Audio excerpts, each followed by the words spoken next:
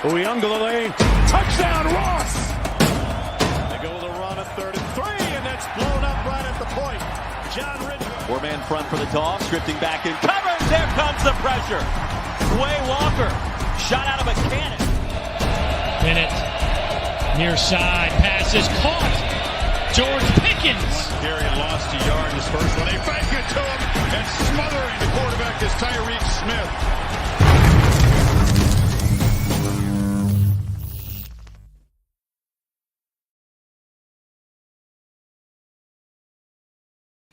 Welcome, everybody, to a new episode of Draft on Tap. My name is Aldo Gandia, and I got to tell you, about just before the pandemic, I had my both of the bathrooms redone, remodeled, and, you know, the entire thing. And so those were pretty much two of the worst weeks I've ever had in my home of 15 years.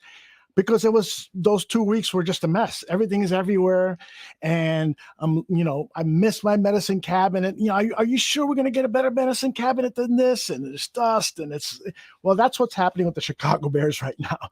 Ryan Poles is rebuilding the entire Chicago Bears roster, and it is a bit painful to live through as we've gone through several days of wondering what's the next move, when will it come? Oh, that's a player that I wanted. Why is he going over there? Why didn't Ryan Poles sign him? And so we're going to try to make some sense as to who is coming over to Chicago Bears, who has left, talk about that, and then we'll also preview a bunch of college prospects that could fill some very big holes for the Chicago Bears roster. And we're going to do that with Danny Shimon. Hey, Danny, how are you, man? What's up, Aldo? How are you? The only biggest concern is when your medicine cabinet's moved is where you store your Viagra. That's always in my pocket, man. You never know when you need it. We're ready to go. Always ready to go, Aldo. Exactly. And the trio, it also consists of Niel Stopczynski. Niel, you got some big old guns there, man. You've been working out? Yeah, getting back into it, man. Hey, we gotta melt off all the holiday cheer and get back into beach season gears. So rock and roll, baby. Niel broke into the Flintstone vitamins, and he's pumping those in. Hey, keeps a million strong and growing, baby. Let's go. I'll tell you, we've had a lot of excitement for this show. An hour before. Right, yeah. Yeah, people were in the chat room already sharing information, sharing thoughts, and so forth. And one of our people in the chat room told me, "Hey, Brian Pringle to the Chicago Bears," and I said, "Okay, I got to put that in my graphic." There is just tons and tons of stuff happening with the Chicago Bears. And Ravi says Pringle is quality. I'm going to ask you, Danny Shimon, is Pringle quality? Yeah, he's a guy that last year I think really broke out with the Chiefs. I mean, he's a guy from Kansas State. I liked him coming out of college. You know, not a highly known product, more of like a possession type receiver, but he had 6'1", 207 pounds, good size, ran a 4.46 at the combine coming out of Kansas State. And it just kind of waited his turn at you know, with the Chiefs. And then last year really came on the scene. I believe he had 5 or 6 touchdowns last year, a little over 600 yards receiving. So he's a guy, I think, just, you know, like Ryan Poles said, you know, he's going to get these guys and give them contracts based off of what their potential could be. And the best thing, it's only a 1 year make it or you know, or prove it kind of deal, 1 year deal. So I like it. You know, you needed to get one of these receivers in here. And I think, you know, Pringle, obviously he knows them, right, from KC. So there's familiarity there with the player. I just think, you know, right now the room is barren, right? So you needed some bodies. And I think Pringle is a quality kid to go ahead and bring in. And then there you got the kid from Notre Dame, Equanimeous St. Brown. I liked a lot coming out of Notre Dame as well. And I'll probably let Niel go ahead and take it since he's an Irish boy here. He'll go ahead and take it in terms of you know, breaking him down. But I mean, just real quick on him is 6'5", you know, ran a 4.4, 840. You know, he's got 33-inch arms, so it gives you that big catch radius. Really, he's been kind of disappointing in terms of his lack of production with the Packers. So we're curious to see how that goes. And I wonder, obviously, Getsy knows him.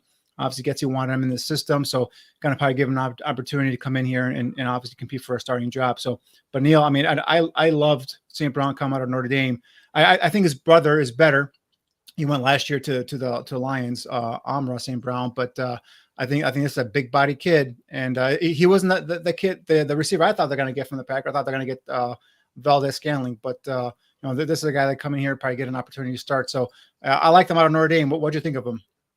Yeah, I mean, he was fine at Notre Dame. He wasn't he wasn't a guy that made or break us, or made or broke us. I don't know what the correct vernacular is. Honestly, I'm not an English major.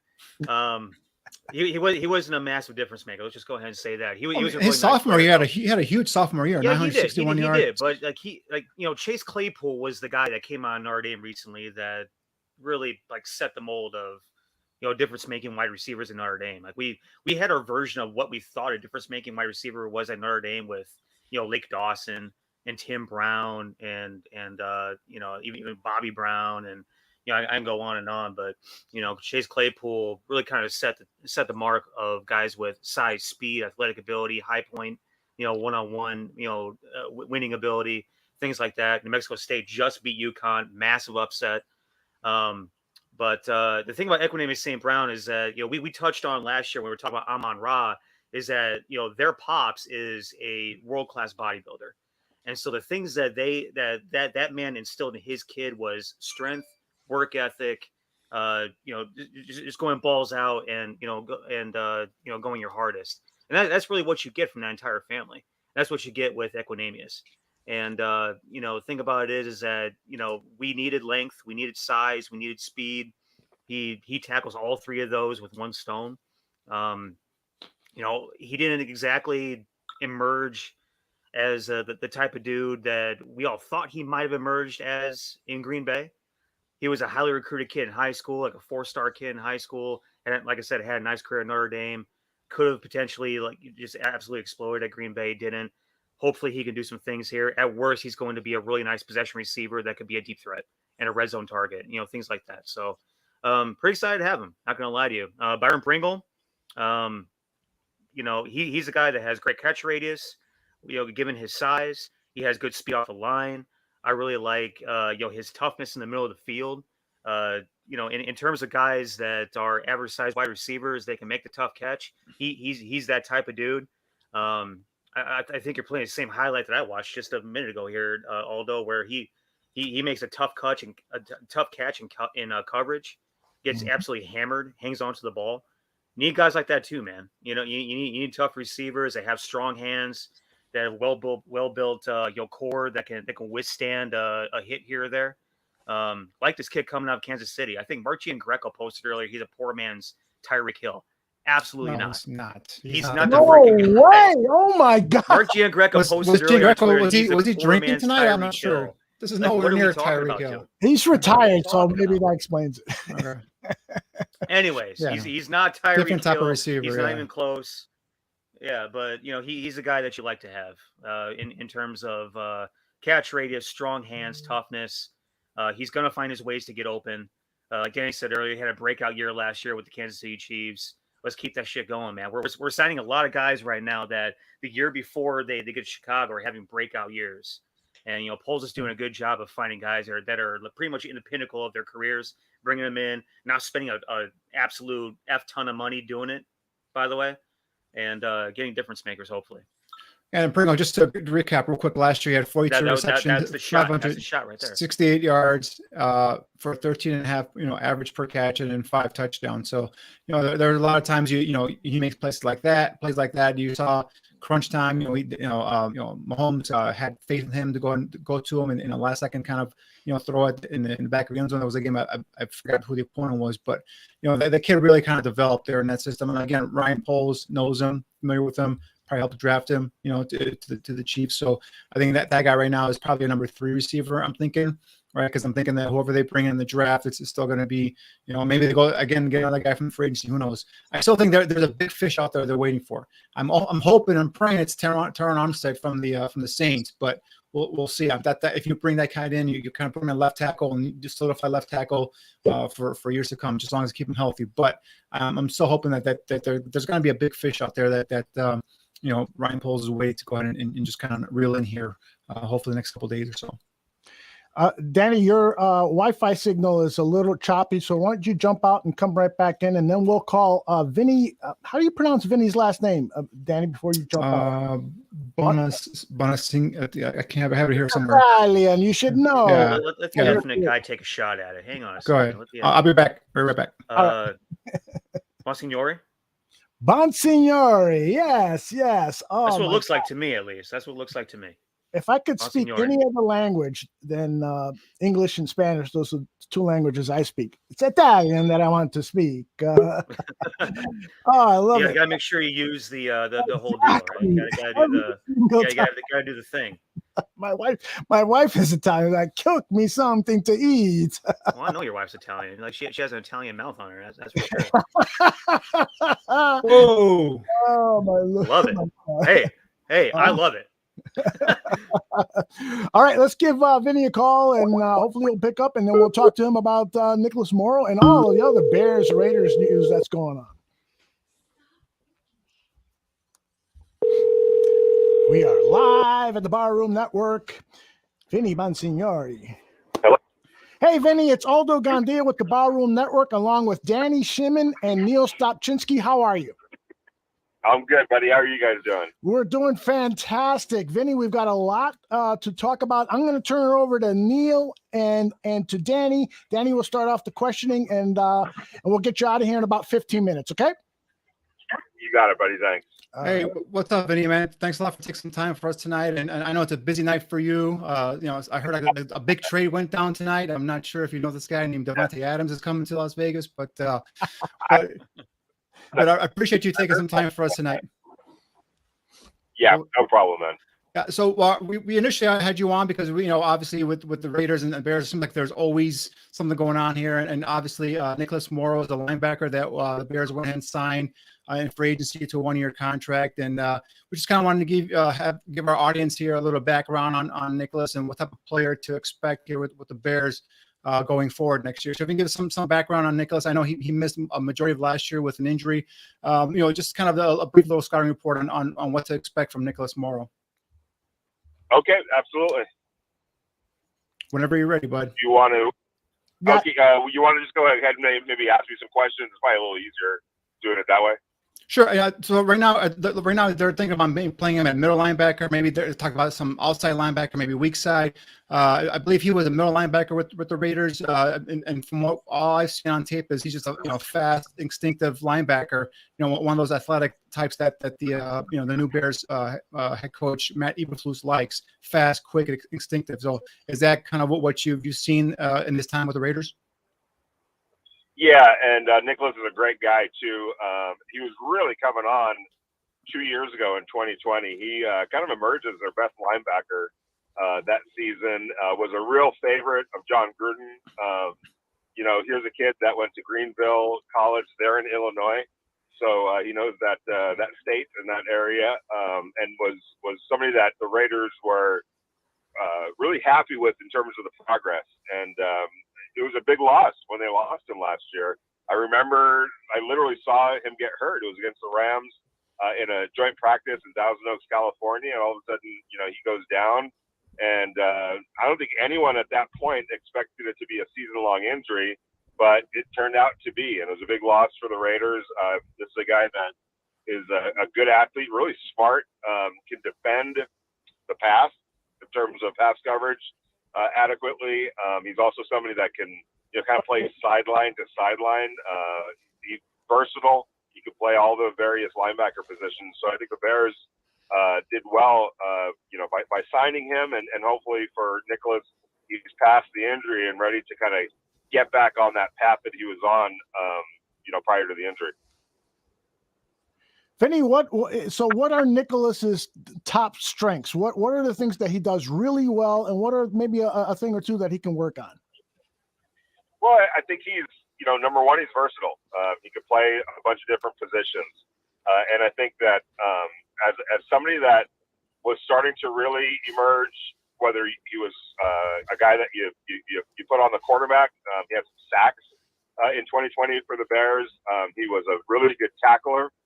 Was able to play sideline to sideline, was showing that he could be a 3-down linebacker. This was a couple of years ago, obviously, and on a kind of a bad Raider defense. So, he got an opportunity because the defense just wasn't playing that well, and he really seized it and ran with it, and started putting some really good stuff on tape, both as a pass defender in coverage and as a run stopper. I think, there's really the weaknesses are just kind of inexperience. He hasn't played a whole lot, but the thing is, when he gets out there, he definitely produces, and I think he was on his way. I think the key is now, can he get back to where he was and then continue to build on that? Yeah, Vinny, like you talked about the inexperience thing. Something I touched on when I was reviewing, Nicholas Morrow on Twitter the other day was that he plays strong safety at Greenville College, and I remember this kid when I was at Mississippi State. I spent 8 years there. He was in Huntsville, Alabama at the time. I remember him coming out of Huntsville, Alabama. Wasn't a massive recruit, obviously, because he went to a D3 school in Illinois, right outside of St. Louis, playing strong safety. I think in terms of his inexperience, a lot of it comes from the fact that he's never played the position before. But I think, when this kid came into what was then Oakland is now Vegas, what was the if you're privy to it, what was the plan for Nicholas? Was it to move him into the linebackers room immediately, or was it to bring him in, see if he could play strong safety or something like that, and then see what happens from there? Yeah, I think the plan was always for him to play linebacker. He definitely had the size, and then you couple that with the athletic ability coming from safety, the foot speed, and the athletic ability coming from safety. No doubt, he was a project.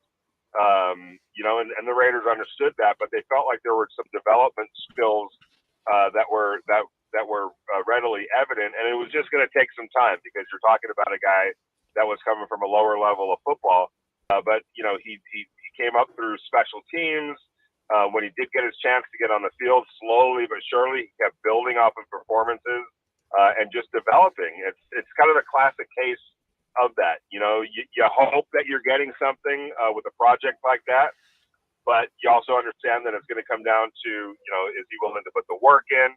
Is he going to get it? Are what we think we're seeing going to come to fruition? And that was what was so exciting for the Raiders and for Nicholas and John Gruden in particular, who kind of, really took him under his wing, was that he was seeing the work pay off, and he really worked his way into a position of being a viable starting linebacker in the NFL. And then they had big hopes for him and big plans for him coming into last year, but then, the injury hit him, and unfortunately it knocked a full year, knocked him off track by a full year. But, if he's healthy, he should get right back to that. And the Bears can get a player that's, an ascending player, and there's still room to grow.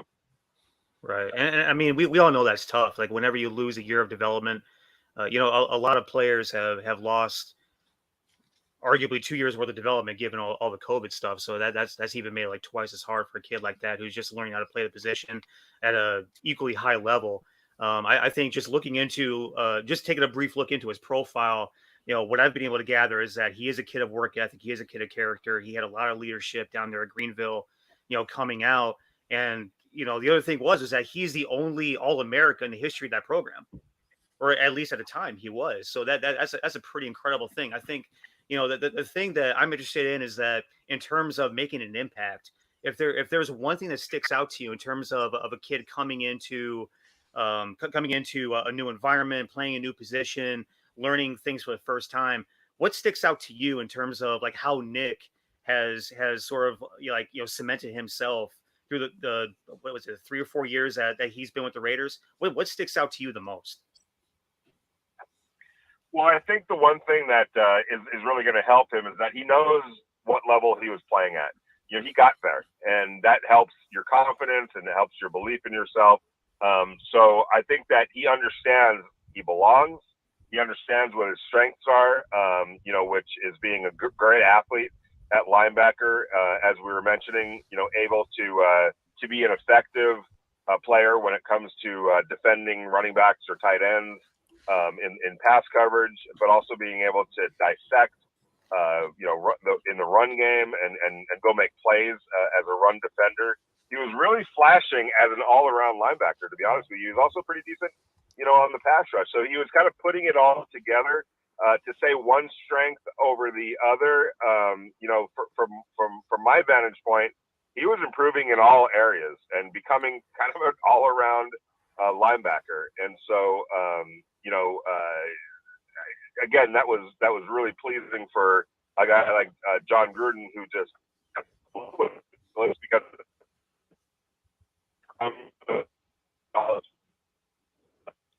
put it together on the NFL level.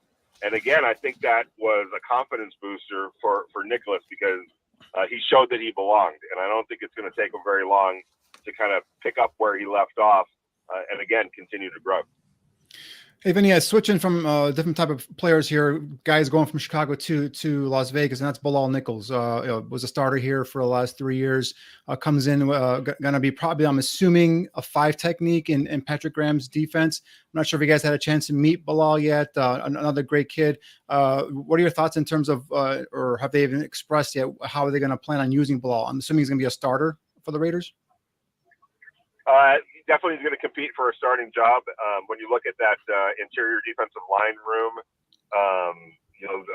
they only had 2 guys under contract going into this week, and not one of them played a down for the Raiders. So they obviously needed help in the interior of the defensive line, and so he's going to get a great opportunity to be a main cog. And as he said today, good fortune being able to play alongside Khalil Mack and some of the pass rushers that they had there in Chicago.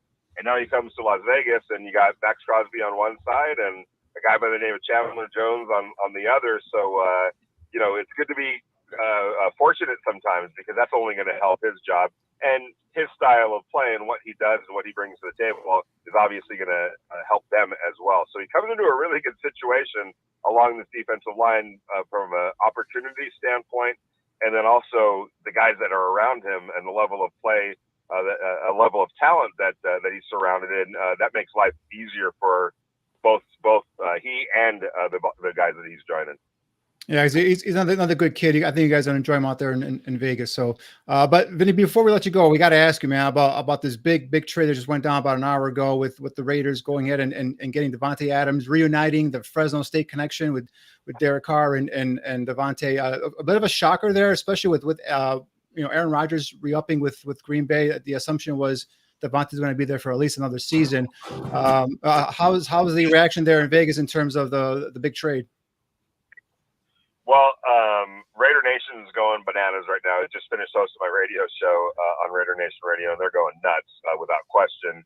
I had to laugh because I was talking to Derek just a couple of weeks ago, and we were talking about the contract and the contract extension, which now is pretty imminent when you think about it. Davante Adams came here to play with Derek Carr. They're going to lock him up here pretty soon on a new deal. But he was talking about,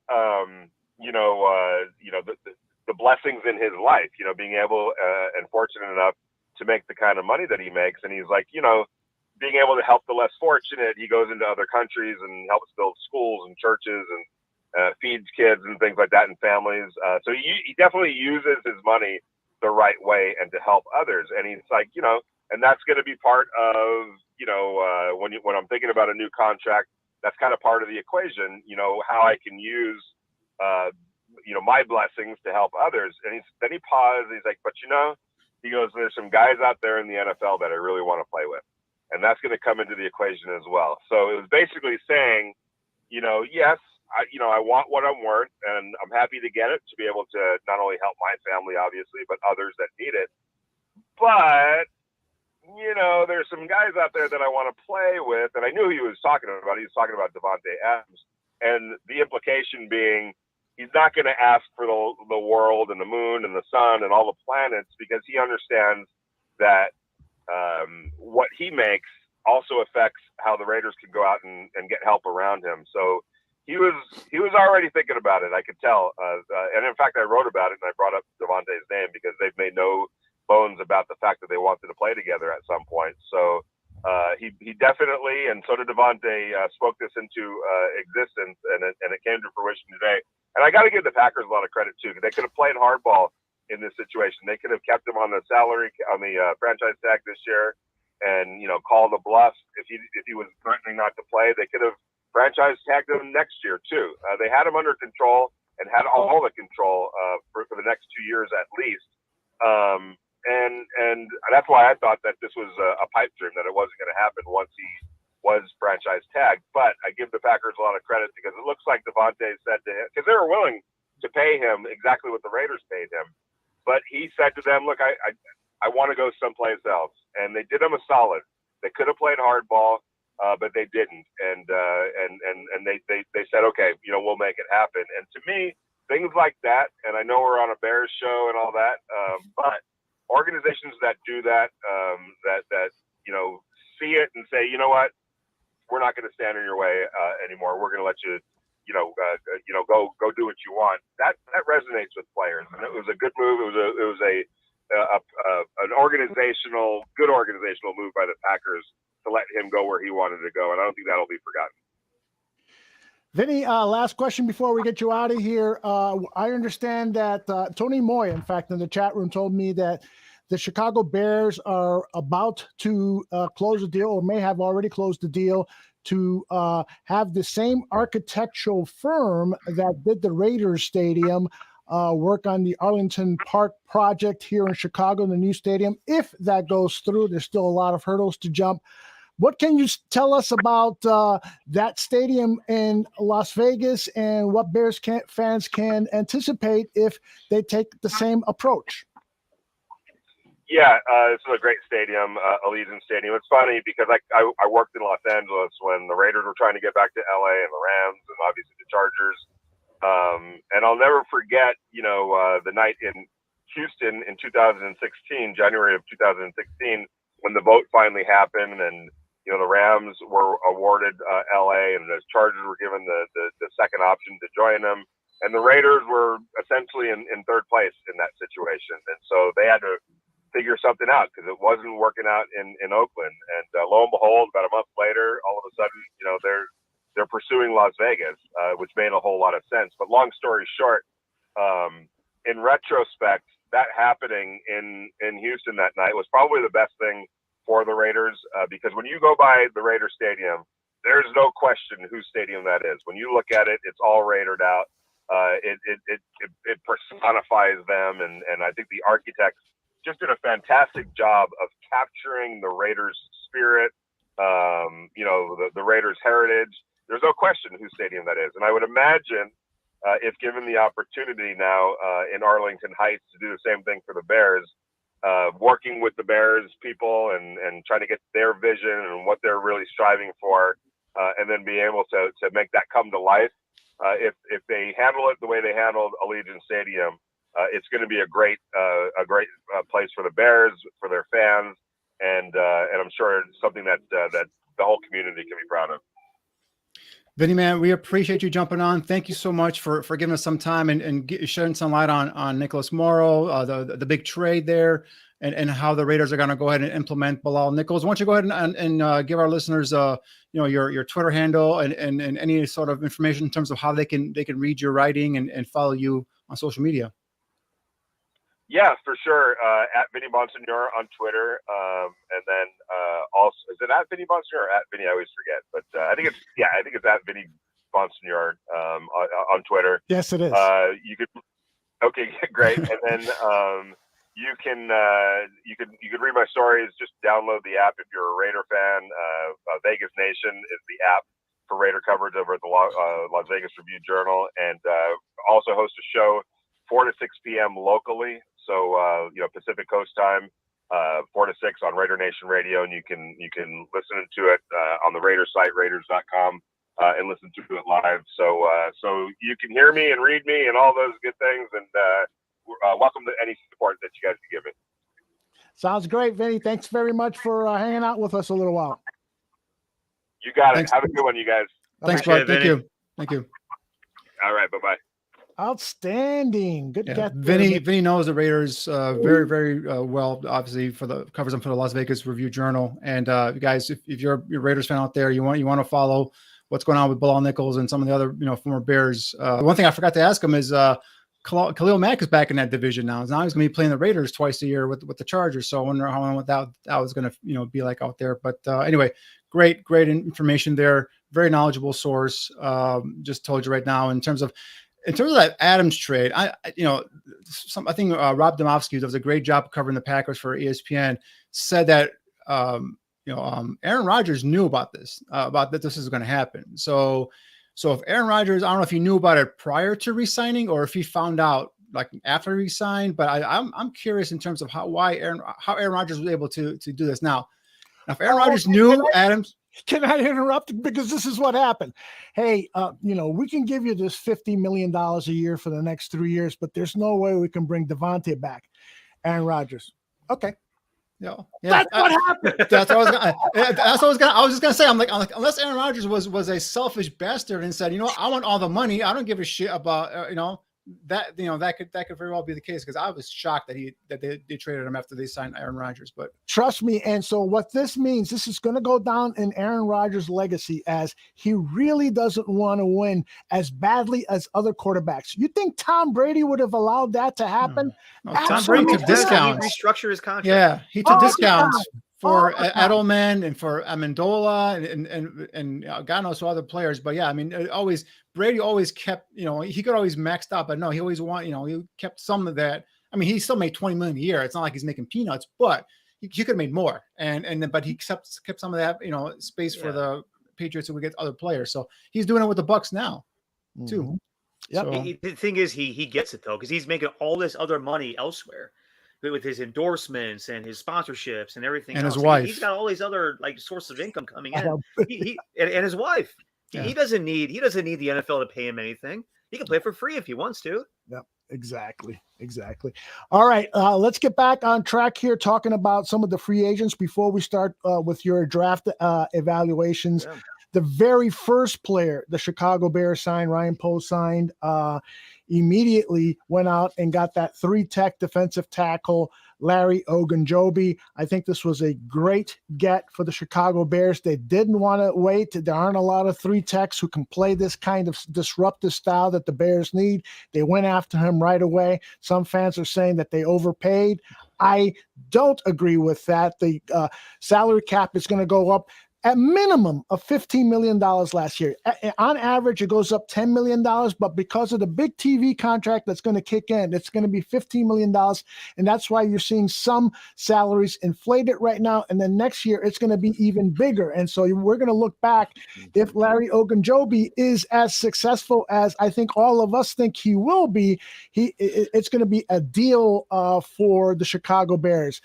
Danny, I'll start with you. Your thoughts on Larry Ogunjobi? Yeah, we've been saying it, guys. We've been saying it for the last couple of weeks that this team defensively needs a 3 technique. It's preemptive. It's a must. You cannot run this defense without a disruptive, quick twitch 3 technique. And the thing about Ogunjobi is at 6'3", 305, not only does he have that quickness, but he's violent. I mean, he's physical. You see some of these highlights. I mean, there was a play against the Bears week 2 where he just almost decapitated our running back out of the backfield. I mean, this kid is violent, and that's what I love about him.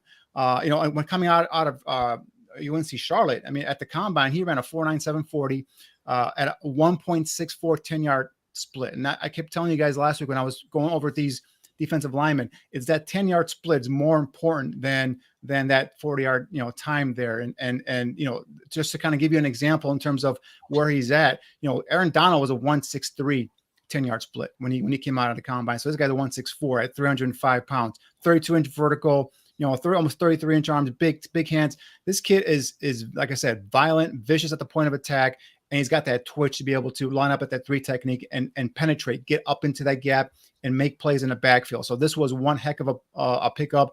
I didn't think that he was going to, they're going to go after him, because I thought they're going to go after more of the, the lesser known, kind of like what they're doing with the receivers now. But this was a prime guy that they needed, and they went ahead and got. Because we've been talking, Neil, I've been saying that the 3 technique is important, and there aren't many in this draft. There's some you can kind of project, and if you work with them, and you can see them here and there. But this was a big piece, a big get. And guys, just talking right now to Vinny about Nick Morrow. that's a rare, that's a pretty good review he gave us there in terms of Nick Morrow. So, if you move him into middle linebacker, he's a guy who's got that athletic ability. He's instinctive, can go and drop to his landmark and then just, plant his cleats in the ground and come forward and come with force. So I think that now they can move Roquan Smith out to weak side linebacker and let him kind of roam. So you got now two potential sideline linebackers. I think the Bears did them very well in the first couple of days of the free agency here. I mean, with Larry Ogunjobi, I think you said the word, Danny. It was violent. If there was a word that you can attach to Larry Ogunjobi, is violence. And that's the thing that, both you and I love when we talk about our guys in the trenches is guys that are violent, guys that hit hard, guys that have mean streak, guys that are nasty. He's going to be 28. He's coming off of foot surgery. He sustained the injury in the first game of the playoffs. And, he's going to be fine. It's not like it's a catastrophic type of deal. Put together a career best year last year with 7 sacks, 12 TFLs, 16 quarterback hits, 49 combined tackles in 16 starts. And, the thing that I love the most is that, I put I posted earlier this week, America loves stories, right? We all love stories. We always love to have a feel good, thing to talk about our guys, right? Olumide Ogunjobi was, the son of Nigerian immigrants. His nickname Larry, son of Nigerian immigrants. Didn't play a down of football until his sophomore year in high school, right? He had an unbelievable career in terms of being kind of an undersized, underdeveloped, sort of kid. UNC Charlotte, that was the signing year of 2017, or the signing year of 13, I think. Signing year of 2013. UNC Charlotte was, just starting up their football program. Basketball school for years, just starting the football program. He signs with them. Plays every snap of that college football program's life up until he leaves and goes to the NFL draft. Has a all everything sort of career. Gets drafted by the Browns in the 3rd round. You talk about coming of age type of stories. This kid kind of has it, and then he comes up, even develops further through the NFL. Has that type of career that he has last year. Has the type of clips that we just saw on the screen just now. Just effectively ripping guys' heads off. You love the way his kid plays. Like I said, violent is a key term here. That's what we're looking for. 3 technique, critical position. We probably don't need to address that in the draft now. We probably will, just to have a young guy that we can develop and have some depth. But It's not something we need to go ahead and go balls out in day 2 anymore. We can probably find a really good guy that's developmental, on day 3 with one of those 3 picks we have in day 3. We can address offensive line on day 2 now, like we were originally hoping to, and then wide receiver and DB as well. So, I mean, great hire, great sign right there. I should say, great sign. Yeah, because right now you still need depth, right? You still need at least a 4th guy. Right now you have Angelo Blackson, who I'm assuming is going to be taking over for Eddie Goldman's spot, and I think you have obviously Ogunjobi next to him, and then you got Mario Edwards, I believe, is going to be a backup 3 technique, and then a couple of guys that I highlighted last week, and Travis Jones from UConn, with a nice fit here. And then Logan Hall from University of Houston. Again, not the perfect body fit, 6'6", long body, but he got a 1.68 10-yard split. Again, a guy that can penetrate, get into the backfield. Any one of those 2 guys mixed in the mix here would really solidify that front there. So, and for any Bears fans can remember back to the Lovie Smith days. Think Tommy Harris, guys. Think Tommy Harris in the middle of that defense, that 3 technique, his ability to get off that snap, get into the, when Tommy Harris was healthy, right? Get back into that backfield, cause havoc, but just a meaner, nastier overall, personality here with Ogunjobi. That's the kind of kid that I see here in this defense right now. We're having some problems with our live feed on YouTube, but we should be back soon, and we'll continue to record to our other channels and also have this on demand. It should all be on tack. In fact, Ravi is letting me know that we are back, so that is great. For those of yes. Neil. You may want to go ahead and give AC a call. Yeah, Kentucky just lost. We might need to talk about the ledge. That's right. Stephen Nagishi in the chat room saying, wow, Kentucky is about to lose. And that's the first person I thought of was Aaron Curran. My poor I need to get him on the show to make sure he's okay. Make sure he's not losing his mind right now. We might need to guys. I haven't watched a lick of bit. basketball. I haven't watched a lick of basketball. I've been all NFL draft and free agency and all that stuff. I have time to watch basketball right now. This is my favorite sports weekend of the year. Come on. Yeah. You got to at least have, especially when you're in Vegas during this. But I'm with Danny. I haven't had a chance to do anything because we've been so busy. And I'll tell you one thing. I'm glad I didn't fill out a bracket, because I was watching all the ESPN shows as I was working, and a lot of people had Kentucky in the Final Four. So if I would have filled out a bracket, I would have done as I was told. Put Kentucky in the Final Four. St. Peter's just came out of nowhere. I mean, they had no business being in this tournament to begin with. They just came out of nowhere and beat the number 2 seed, arguably one of the favorites to win the national title. That's incredible. That's one of the best upsets of all time right there, guys. That is amazing. Okay, let's take a look at the list, and this could change any second, and I've missed something, but here are the new Bears that have been signed during free agency. Larry Ogunjobi, who we just talked about, the defensive tackle. As Danny and Neil said, this guy is a disruptor. This was a high priority need, and so he is now a member of the Chicago Bears. We talked at length with Vinny Bonsigore about Nicholas Morrow. A guy that we haven't talked much about is Lucas Patrick. And when I saw Neil Stopczynski's tweet about Lucas Patrick, I said to myself, I think Neil likes this guy. Neil, why don't you give us your analysis on Patrick, a former Packers offensive guard and center. He plays both positions. Listen, man, I love mean, nasty dudes. Like we just talked about with Larry Ogunjobi. I like mean, nasty dudes. The one clip that's been circulating around Twitter the past couple of days is when, he gets off, he's off a snap, gets the inside hand into the chip, moves on to the second level, walls off, and allows a massive explosion play to happen. He's able to move his feet. He's able to use his hands. He's able to navigate traffic, work at the second level. And in that one particular clip, we're not watching it now, is against the Minnesota Vikings, the one that I was just referencing. But the thing about him is that he has no concern for the man's welfare across the line of scrimmage from him, and that's a lot of fun for all of us to watch. I think it was a linebacker that he just took in that Minnesota game and just like threw him into the dirt, and you love that stuff. Let's see, choppy feet, gets the inside hand, chip, come back, look for more work, throw the guy to the ground, finish. We didn't have a whole lot of guys last year, man, and it drove me nuts the past 3 years. We didn't have anybody on this roster that went out of their way to make somebody feel pain. You know what I mean? Like it's infuriating. Thinking about where we came from the Olin Kreutz days, where you had a guy that the only thing he wanted to do was make guys feel pain. We had nobody on the roster last year that was, that went out of their ways to, put guys in the dirt. And that's the thing that you love. I think this might be the play right here. So he chips the guy on the inside hand, stalls him out, moves to the second level, gets this linebacker, walls off the inside. Unfortunately, I didn't. I ran out of time. All this was right from there. Tailback makes a cutback inside and goes for massive yardage. And that's the type of stuff that you love from your inside offensive linemen. Guys that have feet, they have quickness, they have lateral movement, they have upper body and core strength, the strength of the inside hand to wall off defense. The whole deal. Now, I mean, it's not like this guy is just an absolute massive beast of a human being. Like right. he does go ahead and he's get pushed back on plays. He is vulnerable at times. He's not a guy that can sit down, that can like anchor and just like manhandle guys. He's not Ed Ingram, if you will.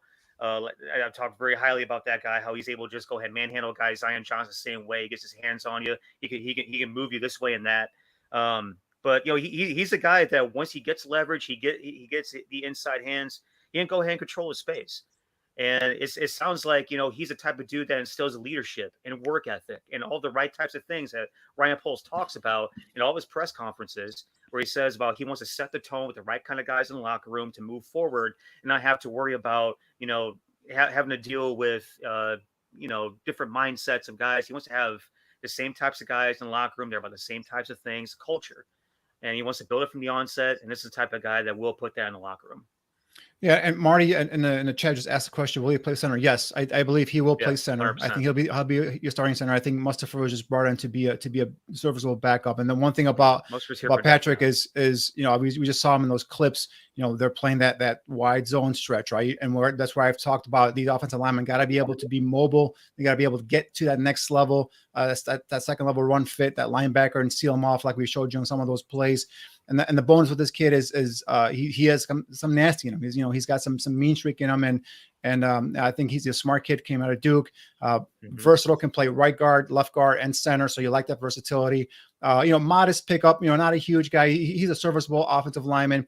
I just think that they're going to plug him in center. I think the depth in center in terms of the draft it's kind of limited. There's a couple of big name guys, and the other guys are just kind of crapshoots there. I think guard, the interior position is where they're probably going to go ahead and address it in the draft as well. I think I don't know if it was pre-show or right before the show started. I said I'm hoping, I'm praying that they have one big ticket left in them, and that's left tackle. And if they go and get, say, a Teron Armstead, or even go to a lesser degree a Dwayne Brown. Dwayne Brown's more of a stopgap than a Teron Armstead, but you get a Brown in there, kind of solidify left tackle. You got this kid at center. Yeah, you assume you have Whitehair at guard, at left guard. Now you could pick a guy in the draft to come in and compete with Borum and Jenkins, or however you want to do it at right tackle and right guard. And now you have the makings of a solid, foundation in terms of offensive line, and go from there. So, the smart guy plays multiple positions, and I think this guy will be the starting center come opening week. Aaron Current has joined us in the chat room, and he says, cover your ears, boys and girls. Fuck March Madness. I'm going to bed. It's a PG-13 program. You can say the word fuck. Sorry, AC. I got good news for you. The guys are going to evaluate one of your Kentucky guys, and we'll do that in just a moment. I want to get back to acquisitions on free agent. Equanimous St. Brown. We talked about Ryan Pringle. We've talked about Byron. Byron. Yes. And I was upset earlier when St. Brown was the wide receiver. I had not known that we had Pringle before the show started. And so I thought, today we lost Allen Robinson and picked up St. Brown. But Pringle, I think, is a nice addition. The team still needs a number one wide receiver, and it's highly unlikely they're going to sign one. So they're going to have to find one in the draft. The returning Bears are Lachivius Simmons, Sam Mustipher, Jesper Horsted, Patrick Scales. Somebody in the chat room, Danny's asked if Jesper Horsted can play wide receiver. He played wide receiver at Princeton. Yep. But he's a bigger body receiver. Yes. You think he can play it in the NFL, huh? Well, he's been converted over to tight end the last couple of years, so he's going to have to probably drop a little weight. It depends. I mean, I like him as a flex tight end. I like him, line up in a slot. Again, the Packers use multiple formations in terms of multiple tight ends and all that stuff. So I could see them using him at tight end, or maybe making him slim down and get a little bit bigger and be a red zone target here in the end zone though. So but he's definitely a guy that whenever he was throwing the ball, made catches, made big catches, made contested catches. Just the thing, I know, Aldo, you're up there, you're the fan club leader of Jesper Horsted, trying to get this guy more touches and weekly basis, and we just never saw him. We just saw, Jimmy Graham out there, running around and having fun on Sundays, but not catching the ball, not being targeted at all. We figured, hey, get Horsted in there and see what he can do. But the previous regime never got him on the field. Now I'm curious to see how they would use him here. Obviously, they brought him back because they liked him. They saw something on tape that they figured that they could utilize him in the system, and I just really excited to see this all come together now. So. But again, just I like the way they started so far in free agency, guys. They're attacking the defensive line, the offensive line. They brought in a couple of receivers here. Obviously, I think they're going to continue attacking both lines in the draft and moving forward here in free agency. And although you're right, their number one receiver is either on a different roster and will probably be here next year, or is probably someone that they're going to have to develop through the draft. There are very intriguing names in that second, third round as wide receivers. There probably are not immediate first round. number one wide receivers. Like I'm thinking, there haven't been many Anquan Bolden was a second rounder who stepped in and immediately made it. AJ Brown from the Titans was a second round pick that came on and was an immediate impact. There's a ton of guys in the second round. You can get a receiver. And actually, funny, I just said AJ Brown because the guy I'm going to highlight for you guys today, a receiver, reminds me of an AJ Brown, of an Anquan Bolden. So we'll get to that later on today. But yeah, so you can get guys in the second round that could come in and be impact players. Darnell Mooney, yeah, he's not a number one, but he's an impact player in terms of as a rookie. He came in and made an impact, some nice contributions as a 5th round pick. So this draft is loaded receiver guys. You're going to get guys in the 4th round that are gonna come in and make an impact. I have a guy that for next week's show I'm gonna highlight, Sky Moore from Western Michigan. I think he's a day 3 guy, probably top of that 4th round. He's a guy that more likely a slot receiver, but he's a guy that's coming in. He's gonna make some plays. He'll help you, in terms of on the offense and get some production there as well. So you're gonna find guys, day 1, 2, and 3 of this draft where you're gonna get receivers to come in and make some plays for you. Yeah, definitely a more in-depth wide receiver draft than we had last year, and we thought last year was deep. Yeah, we were talking about guys on day 2 and day 3 last year that probably be day 4 and day 5 guys this year, compared to what we have in terms of talent. So, I mean, it'll be easy to find a guy that fits what we need. A lot of people in the chat room are saying, let's make a trade for DK Metcalf of the Seahawks. Neil, what do you think about that? I don't know about that now. Do we have the capital to do that? Yeah, not only don't we have the capital to do it, but also he's got 1 year left on his contract. So you'd have to negotiate a big long-term contract before the deal. I know the Seahawks are trying to are starting to blow things up and starting over, but I'm not sure that's the right move right now for the Chicago Bears. Danny is shaking his head. I think you can keep DK Metcalf in Seattle. I know everyone gets enthusiastic about his highlights and the big plays, but this guy is a diva. You can see him last year on the sidelines, blowing up and getting upset. And if you have Russell Wilson as your quarterback and you're still upset, I don't want anyone here coming in thinking they're running the show at receiver and then they're going to take away from Justin Fields. This offense is going to be built around Justin Fields and the running attack. It's going to be a run heavy offense, and they're going to use Fields' strengths like accuracy downfield, his ability to get out of the pocket and use his legs to kind of contribute and then build him up and then get him there. I don't want a diva receiver coming in here and putting all pressure on Justin Fields. It's not that Fields would succumb to the pressure. I just don't want to deal with that. Plus, you got to give up draft capital. We were just raving last year by getting 3 picks in the top 79. I don't want to give you any of those away. There's a ton of talent. This draft is all about depth, and that's second and third days. We just talked about it right now. I'm not giving away. You only have 6 picks. I'm not giving any more picks. So, what about Juju Smith-Schuster? If you want to bring him in on a 1 year contract, that's fine. But if you don't get Juju Smith-Schuster, I'm okay with that as well, to be honest with you. The guy I really wanted to get was Russell Gage, and he ended up going to the Buccaneers to play with Tom Brady. But he got a pretty hefty contract, about $30 million. I forgot how much was guaranteed for a guy that showed some promise last year, but again only had 2 touchdowns. So you got to kind of be. Again, when you're signing guys in the first couple of days of free agency, you're always going to overpay, right? So, but that's the thing is I wanted to go ahead and bring in another receiver, probably a veteran that they can come in and just kind of be a guy on a roster, and then obviously attack it via the draft. Neil, you had a thought?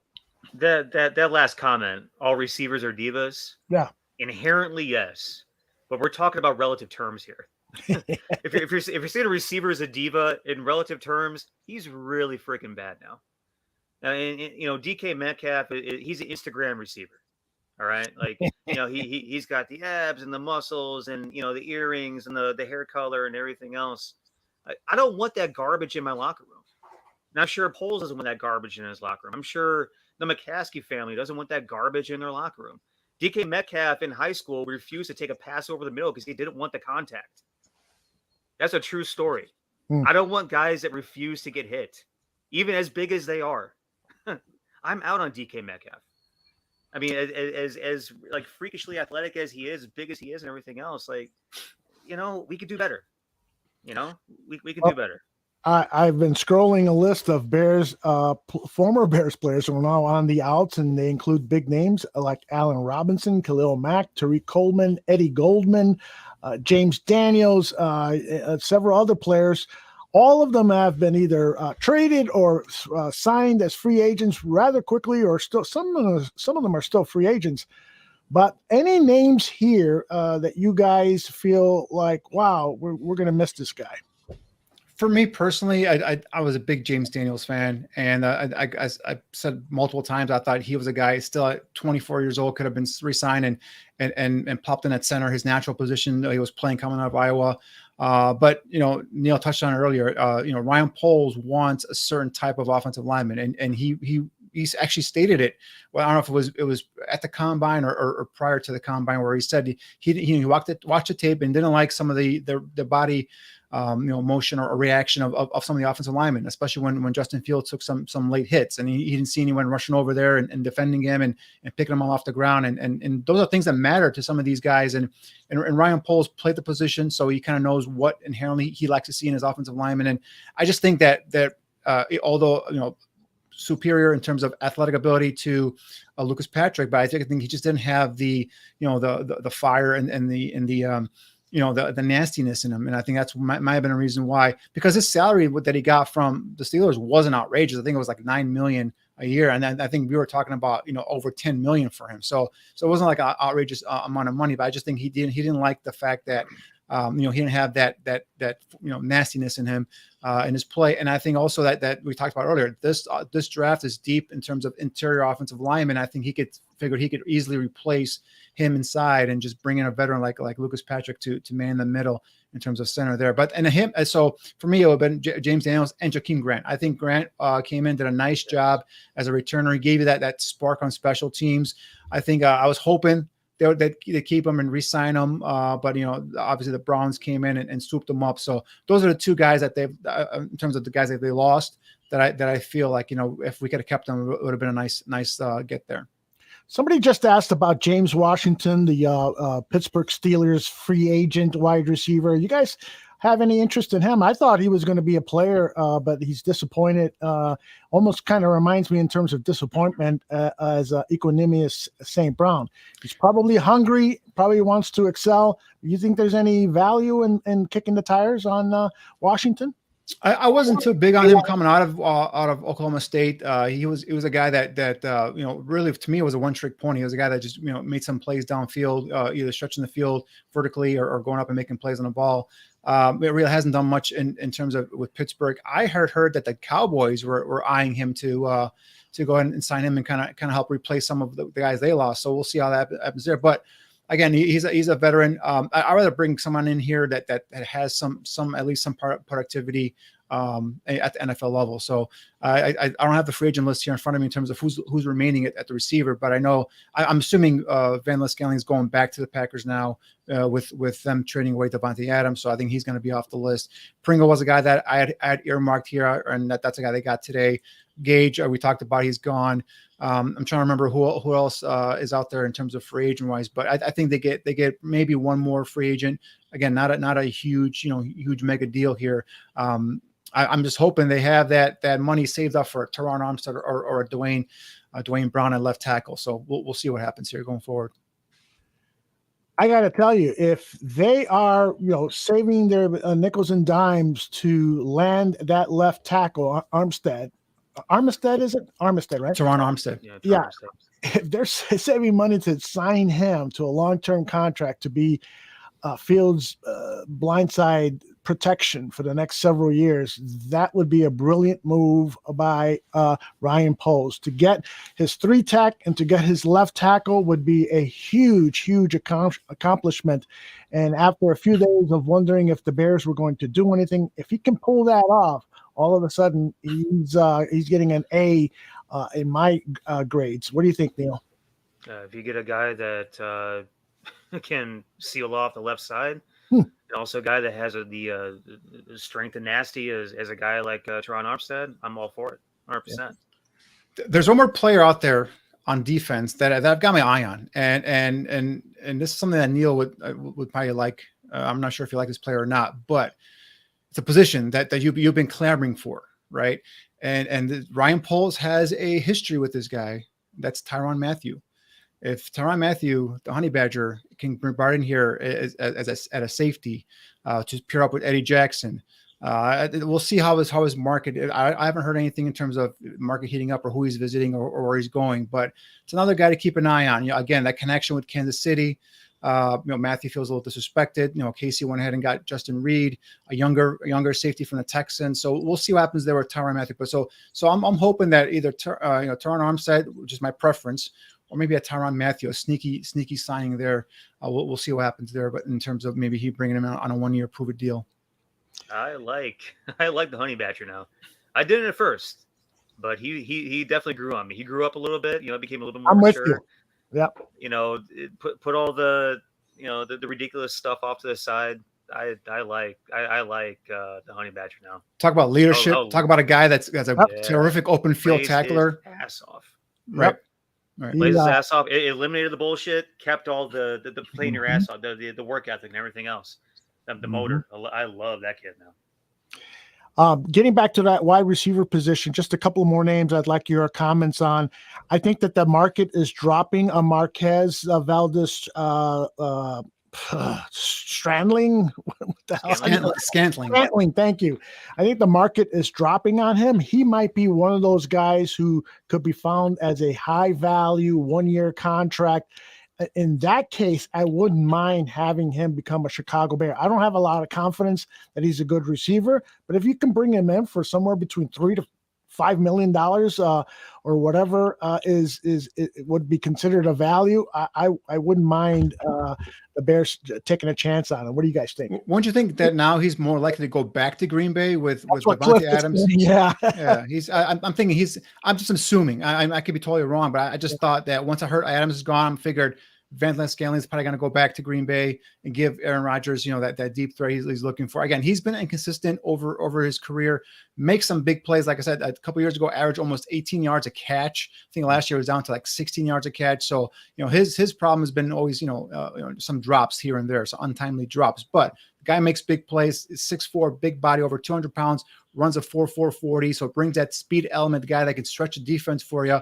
So I just have a feeling now with Adams gone that they're going to keep him in Green Bay and bring him back and give him back to Aaron Rodgers. So we'll see how it goes. But, there's going to be some other free agent, Cole Beasley. I'm not sure how you guys feel about that. As a veteran slot receiver, up there in years, but still productive, in terms of a guy that can work primarily out of the slot. I'm not sure if that's something like the Bears would be interested in it or not. So, we'll see what happens. A guy that got cut today on defense is Fletcher Cox. Now, I know he had a down year last year.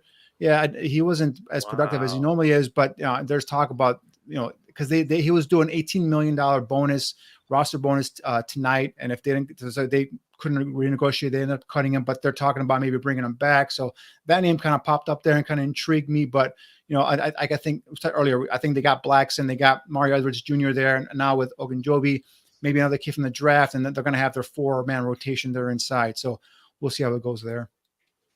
Alden Tate was a name that a couple of people in the chat room had thrown out there, big-bodied wide receiver. Any thoughts on him? Yeah, Alden Tate from Florida State, just a big body receiver, not a guy that's really a fast guy, I'd say, but just a guy that can come up there and give you some size at receiver. You want to give him a flyer? I take a flyer on him right now. Yeah, he's guy has been with Cincinnati. Really hasn't done much, just popped in here and there a couple of times, but.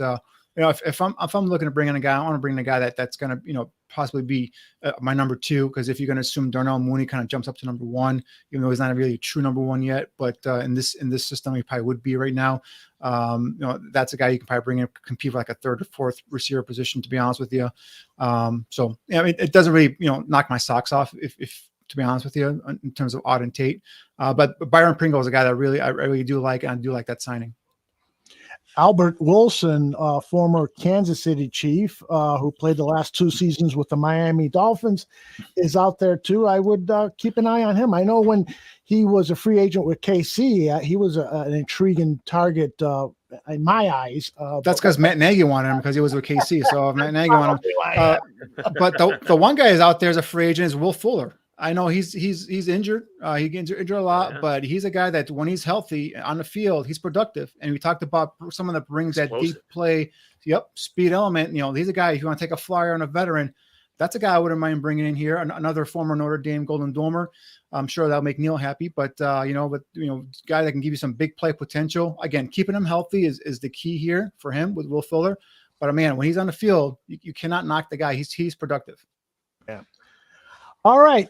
It is time to do some evaluation. I'll get the tape machine running here. And we will start with, oops, that's the wrong button. We will start with the defensive tackle from Kentucky. Let me get my notes ready here. So AC, hope you're still out there, buddy. I went ahead and I took a look at one of you guys from Kentucky. I know you're always fond of the guys on the offensive line, but this guy, Joshua Paschal, caught my eye at the combine. A very athletic guy, 6'3", 268 pounds, 3-year starter, 3-time team captain, the only guy in Kentucky history that's been a captain for 3 years. Played out of position at Kentucky, was more of a 5 technique, a defensive end in a 3-4 system.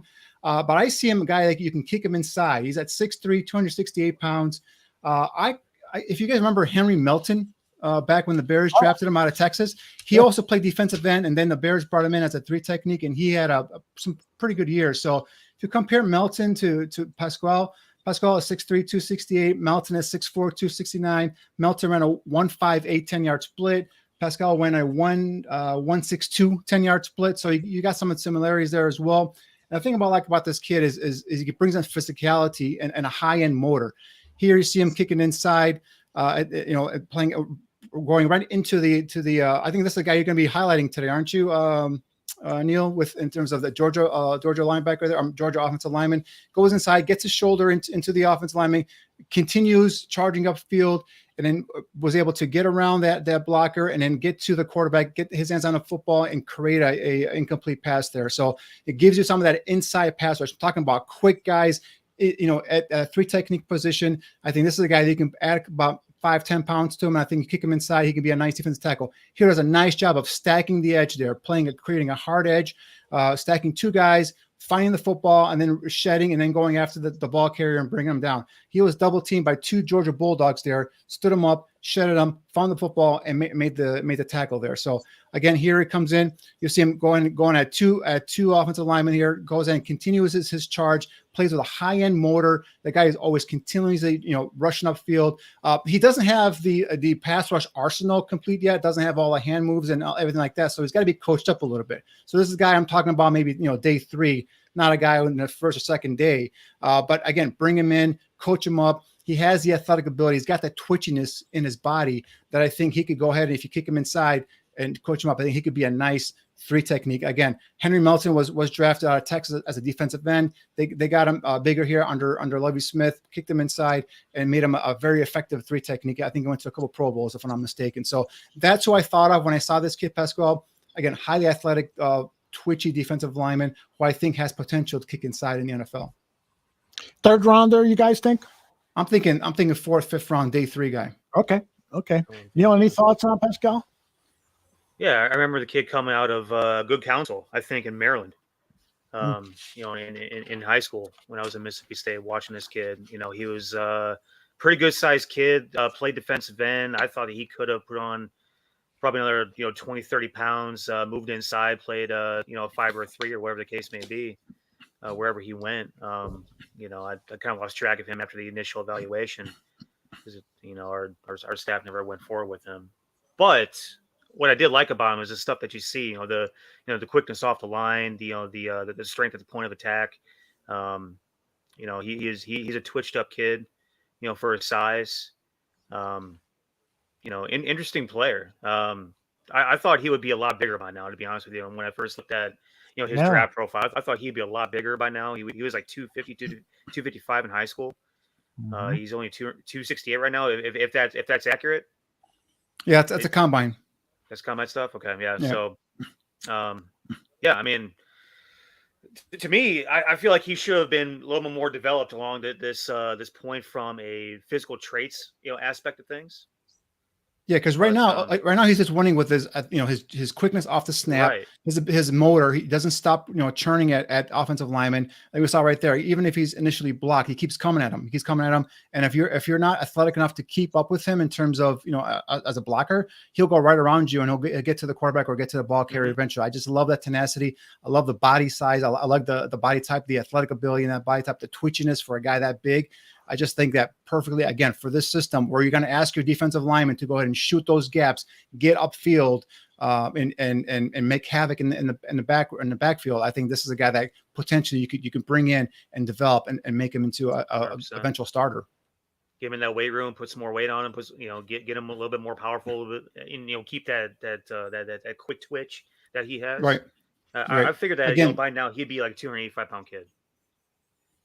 Again, what we talked about, remember, I always talk about these guys with their 10-yard splits, right? He Paschal ran a 4.77 40, which is phenomenal for a guy that size, but his 10-yard split was 1.62 guys at the combine. 100%. Compared with Aaron Donald went a 1.63 10-yard split. So you're talking about that type of quickness, that type of a twitchiness off and from that interior defensive line position. That's what this defense needs. That's what they should bring in here, and just athletic guys, fast and vicious and be able to get to that football. And with that motor, again, you got to coach him up. His pass rush technique right now, he's just a straight bull rusher. He wins off of just basically effort right now. But you just got to coach him up, get him to the point where he's using his arms to rip through, swim, move, and all that stuff. And now he gets even more effective using that quickness off the snap to get into that backfield and Pearson makes some plays there. All right, let's move on to cornerback Roger McCreary. You guys, if you guys been listening to or watching this show, I'm a huge Roger McCreary fan. I've been on this kid since the beginning of the season, to be honest with you. Just a real, a guy that in high school I had basketball and track letterman, a 2-year starter at Auburn. This is a guy that when I put on his tape, when I first initially watched Roger McCreary, I thought he's more of an off coverage kind of corner. Here we see him playing some off coverage right away.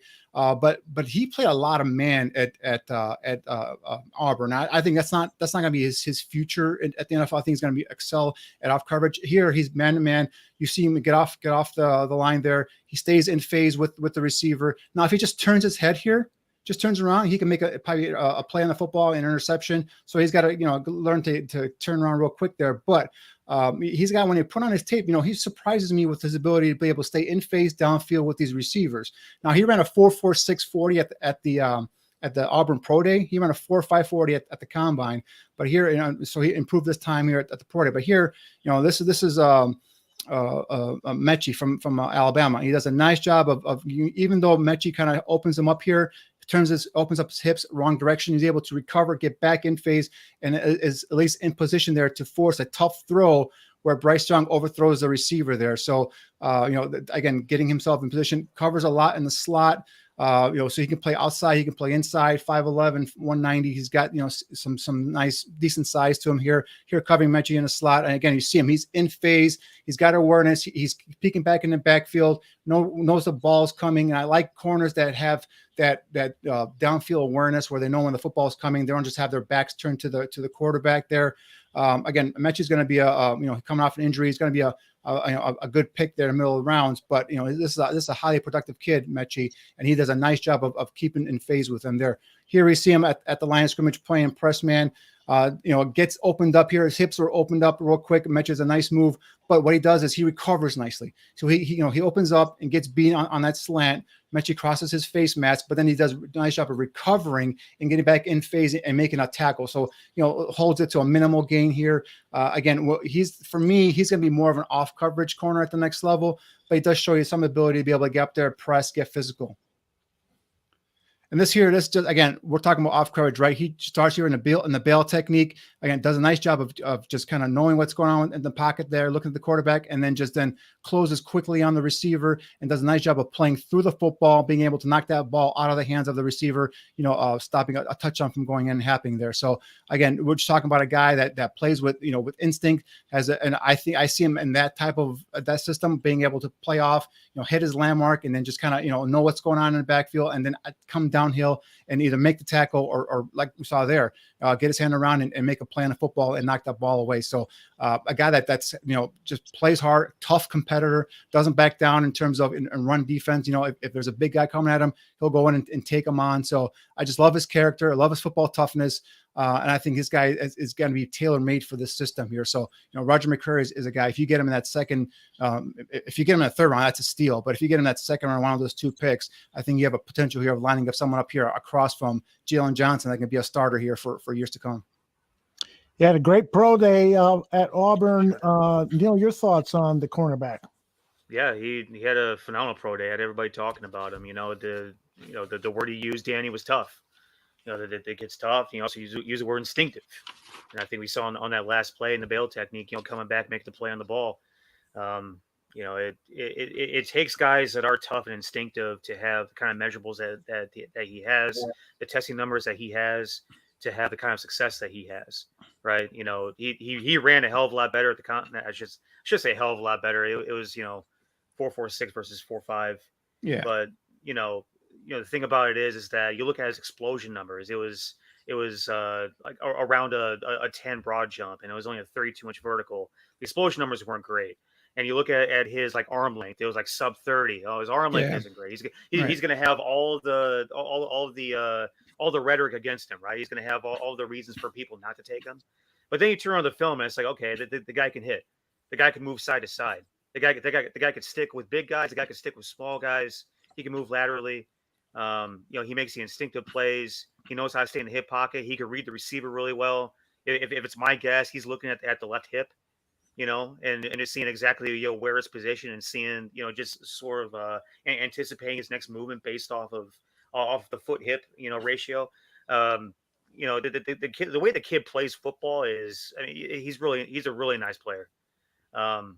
And a lot of guys, a lot of teams are probably going to just like stay off of him just because of the things they saw live, the things that they measured him at, the things that he did in terms of testing. I like the kid a lot. He's not my favorite corner out there, but in terms of day 2, maybe early day 3 player, he's a guy that you would love to have on your team. In terms of a tough physical kid that really knows how to play the game of quarterback. Yeah, for me, if he's in a day 3, I'm going to see what's going on. There's going to be an investigation because there's no way this kid should be available in day 3. But I talk about I'm thinking I'm targeting with one of those 2 second-round picks. And maybe even you can trade down if they like him that much, and they can trade down and get some more picks and then get him in the middle of the second round. But definitely a kid for me, like you said, toughness, man. That arm length is not ideal. That's something that I would knock a player on, especially a corner, because typically what you see with those guys is, their inability to get their hands in the ball and make a play on the ball. And also a lot of times you see guys with shorter arms miss tackles in the open field because they can't wrap up. But when McCreary, you put his tape on, you kind of forget about that stuff, right? You see the toughness, you see the competitive nature. And I want competitors at my cornerback position. I don't want guys that cow down to the big name receivers, or if they get beat on a first play or second play of the game and they're done for the rest of the game. And I want guys that I have that mental toughness along with physical toughness. And I think McCreary has that. He goes to the combine, runs a 4.5 40, which you could tell after he ran that he was kind of disappointed in himself. Then comes back and does it 4.46 at his pro day. So again, 4.46, 4.5 over. We're kind of splitting hairs here, right? But the guy's playing quick enough. Again, I think he excels more at off coverage, which is, I think, the Bears something that they would probably end up playing a lot more with the zone scheme.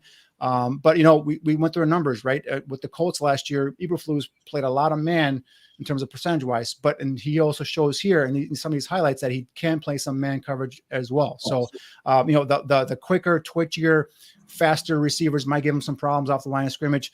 The short arm length, could give him some problems in terms of if he's trying to play press man. He better make sure he hits the receiver, and slows him down, because we've seen before, if you try to press a receiver in the NFL and you miss, you whiff on that press, that receiver's down the field and scoring a touchdown most likely. So, those are some things he's gonna have to get coached up on. He's not the perfect prospect by any means, but again, I put on his tape. I love the competitor. Plays in the SEC, goes against some tough competition week in and week out, and held up well. So definitely a kid that I'm very high on. And if you get him in the second round, I think it's tremendous value. I hope to get to all your questions, everyone in the chat room. Let's get one out of the way right now. Ralph Love asks, are you guys sold on Jalen Johnson? He personally is not, but what do you guys think? Neil? He's our number one right now. We have to be sold on him. We have to have faith in him. He's put enough on tape the past couple years to show that he can be a dude that can make plays, that can be put on the number one receiver that you can put faith and trust in. I mean, to me, he's a guy that we take him in the second round. Mm-hmm. He's been everything worth the position that we took him in. Only 2 years in, guys. He's had more than his fair share of madness and nonsense to deal with during the first couple of years of his life in Chicago. Let's let things calm down a little bit. Let's see what he does this season. I think he's going to have even better year. He's going to develop even better. I like the kid. I like what he's put on tape. When he was the number 2 guy across from Fuller, that's when he sort of made his money. I think he did nothing but hold serve last year. He's going to be the number 1 guy. Let's just see what he does. Let's not bail on him too quick. Danny, I know that you like him very much. Oh yeah, I guess I would just pose that question back to Ralph. Like, Ralph, why aren't you sold on him? Because I mean, for me, a second year. I mean, I mentioned it, second year player. The guy's tough. The guy's physical. The guy that I just talked about, a guy who's a competitor, doesn't back down from anybody. Remember last year? He got burned a couple times versus Davante Adams, but he's the guy going back there and saying, "I want to cover the number 1 receiver."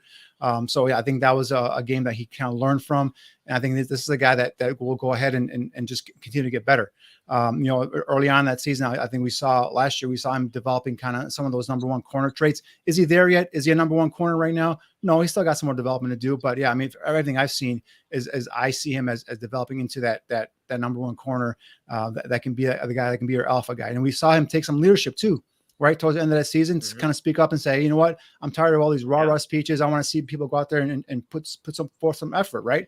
And then, as the season ended, we heard more and more of what was going on in that locker room. And that kind of makes sense now. But he was seeing it as a second-year player, saying, hey, I don't want to deal with this BS here. Let's stop all these speeches. Let's actually do something here and go out and compete. And as as some of these stories kind of leak out, more and more players were unhappy with the way they were treated by that coaching staff.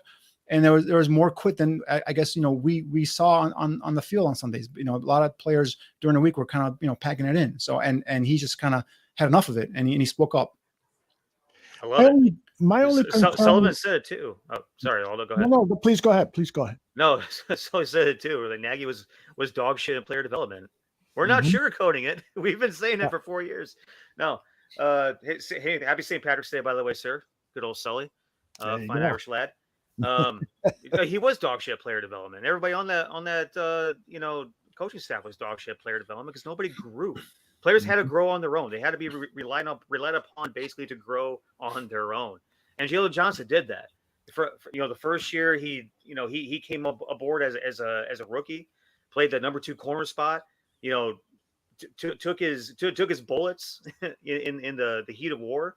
And he ended as one of the best rookies in the NFL on year 1. And then you come back year 2 and he's the number 1 guy all of a sudden. Second year in the league, you're the number 1 guy. And he took it like a champ, man. Like he sacked up. He said, I want to cover the number 1 guy. I want to cover Davante Adams. I want to cover their stud. And I love the fact, Dan, you spoke about the fact that he spoke up. I love the fact that he spoke up because, well, shit, somebody needed to. And we knew exactly who he was talking about too. He didn't have to reference anybody. We don't need rah-rah speeches. We don't need any coach speak. We know exactly who the hell he was talking about.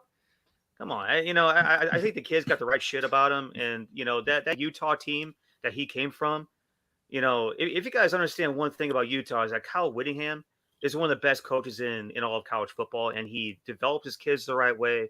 And he instills the right kind of intangibles.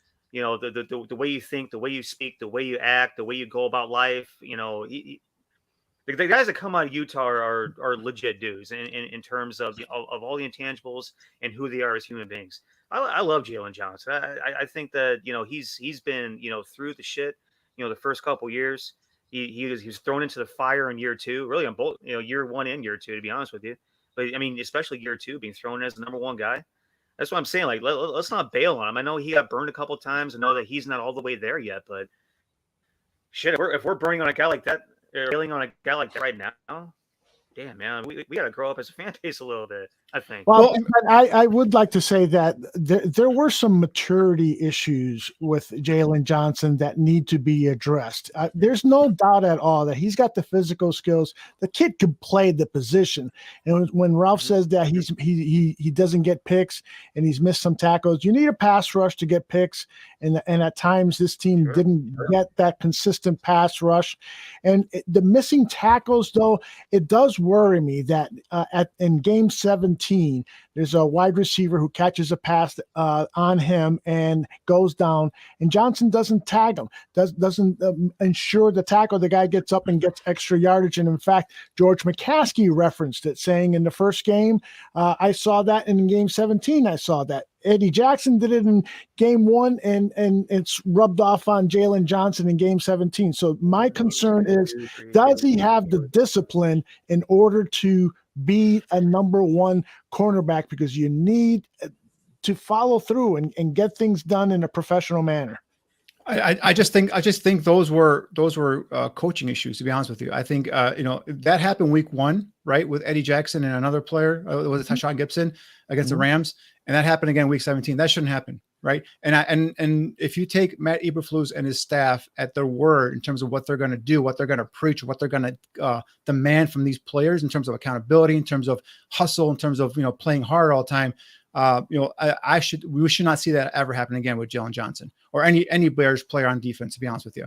I think that's something that coaching, again, that kind of tells me, that to me was a reflection on Matt Nagy and his staff and how they were either over their heads, which I'm surprised a majority of his staff has been rehired by the NFL. And Deshae Townsend, who was the cornerback coach, was a hot commodity. I think a couple of teams were actually going after him. So that's the thing, is like their coaches were respected around the league, but yet when you put that product on the field, it just looked ill-prepared. How many times, guys, did we see mental breakdowns in the defensive secondary? Not week 1. We saw week 1, but we saw it in week 10. We saw it in week 12. That's coaching. That's not preparing your team to go out there every Sunday to play at maximum effort.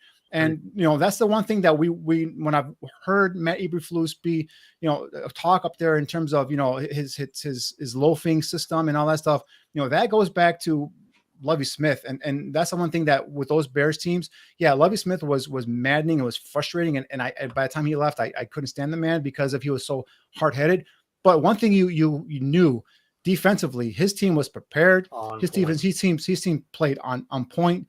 They knew their assignments, and they held each other accountable because they knew the coaching staff would hold them accountable next day in the film session. So a lot of times you'd see Briggs, you see Urlacher, you see the veterans like Alex Brown, get on the other guys and get them back in line, because they knew they would hear about it the next week or the next day, I should say, in film review. So, that goes back to coaching, guys. That goes back to the culture you said here. Yeah, it's nice if you go out and win, you do a club dub. And I think that was a big thing we had here. Everyone was excited about that because, they were winning and they were having fun. That's great.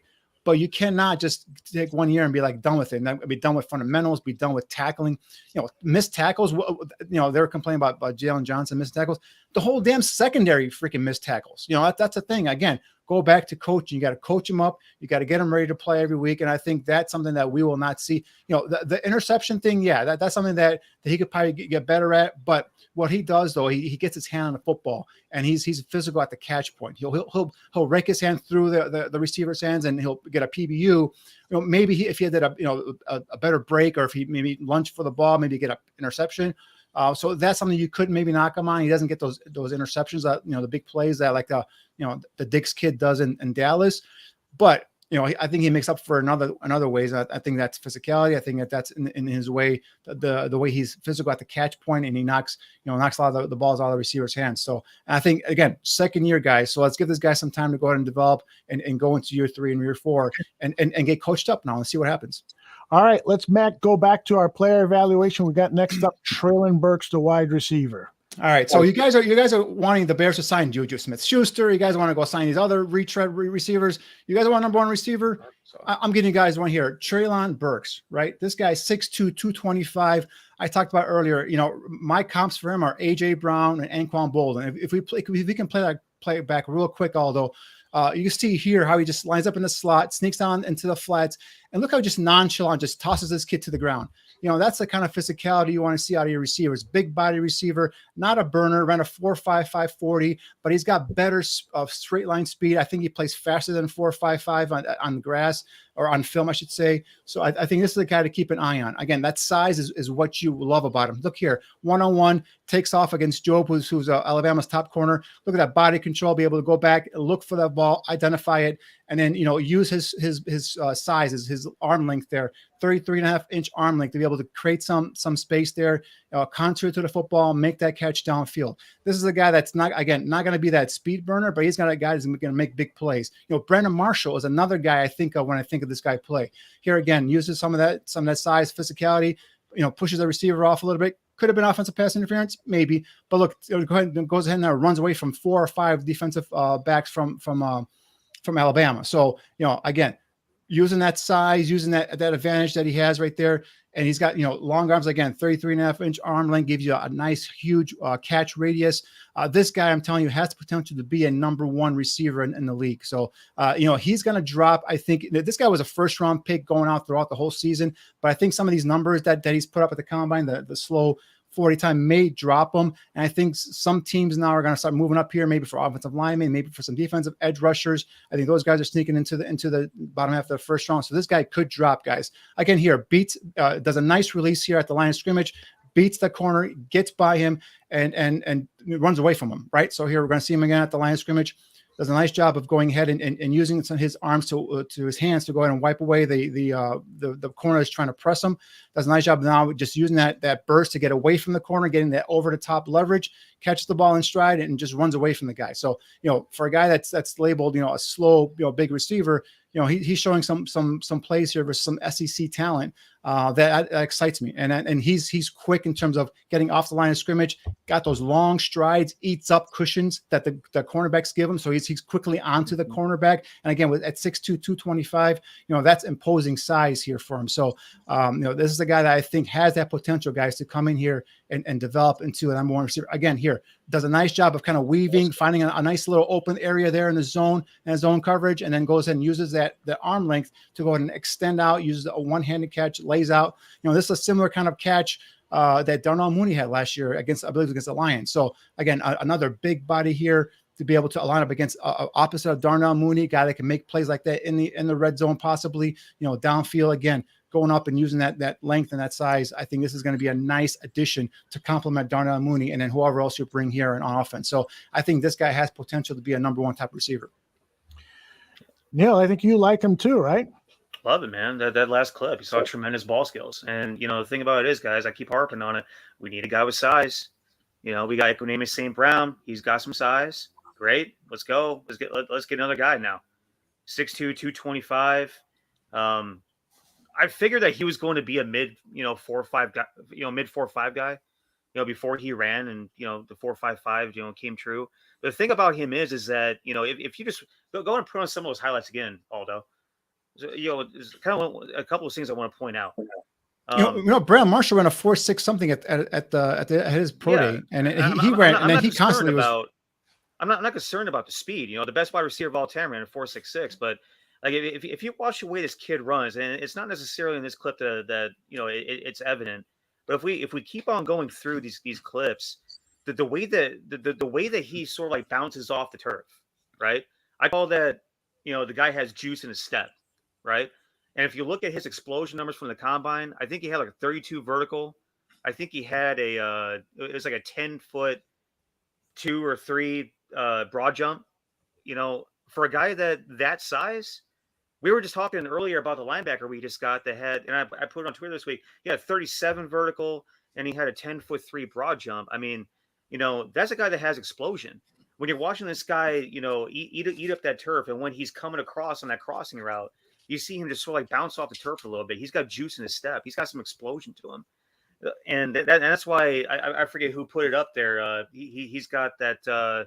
I forget how he terminalized. I call it house speed. He's got the next gear. He's got the 6th gear. Whatever word whatever vernacular, whatever thing you want to say. He's got the extra oomph to him to separate. I can't explain it, but some receivers they run faster when they have pads on, and I just you see it on on film, and then when they just don't time well, they don't test well at the combine or at the pro day, but when you put that tape on, we touched on here with Brandon Marshall or guys like Jerry Rice, right? Guys that ran not that fast on their pro days or at the combine, but man, you put that tape on, you put them put some pads on them on Sundays or on Saturdays, and these guys are running by track athletes. So again, this is the guy that he's not supposed to be there at 39. But if for some reason, teams drop on him, like AJ Brown dropped because he didn't run that grade 40, and I think that was one of the reasons why that, he was available there for the Titans at the top of that second round. So if you're thinking AJ Brown here again with this kid, hopefully he drops, but if he's there, man, if I'm the Bears, that's going to be a hell of a pick to bypass, because you talk about physicality, you talk about size, talk about ability to make some big plays down the field. We saw that one clip where one-on-one, the corner, even if he's covered, he's still open. That's the type of receiver he is. He can use that length, give yourself a nice catch radius, can extend away from his frame, make that play, nice back shoulder throw there. And he was able to go and kind of create some of that separation and turn his body, adjust to the ball and make the catch downfield. Those are the type of big plays we're talking about, right? And if you add that element to this team and add some of those fast guys around them, now you're talking about an offense that could be dangerous. Yeah, I think the other thing about it too is that we test these 40s and we put these guys in track stances.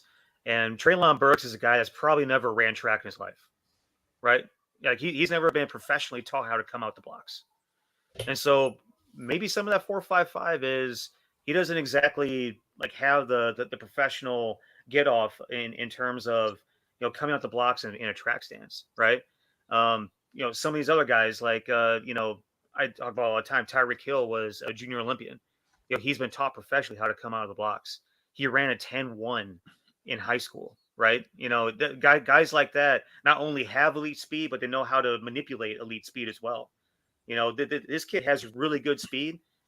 He probably just doesn't know how to come out of the track stance. I bet if you put him in a rolling 40, it's going to look a hell of a lot better than 4.55.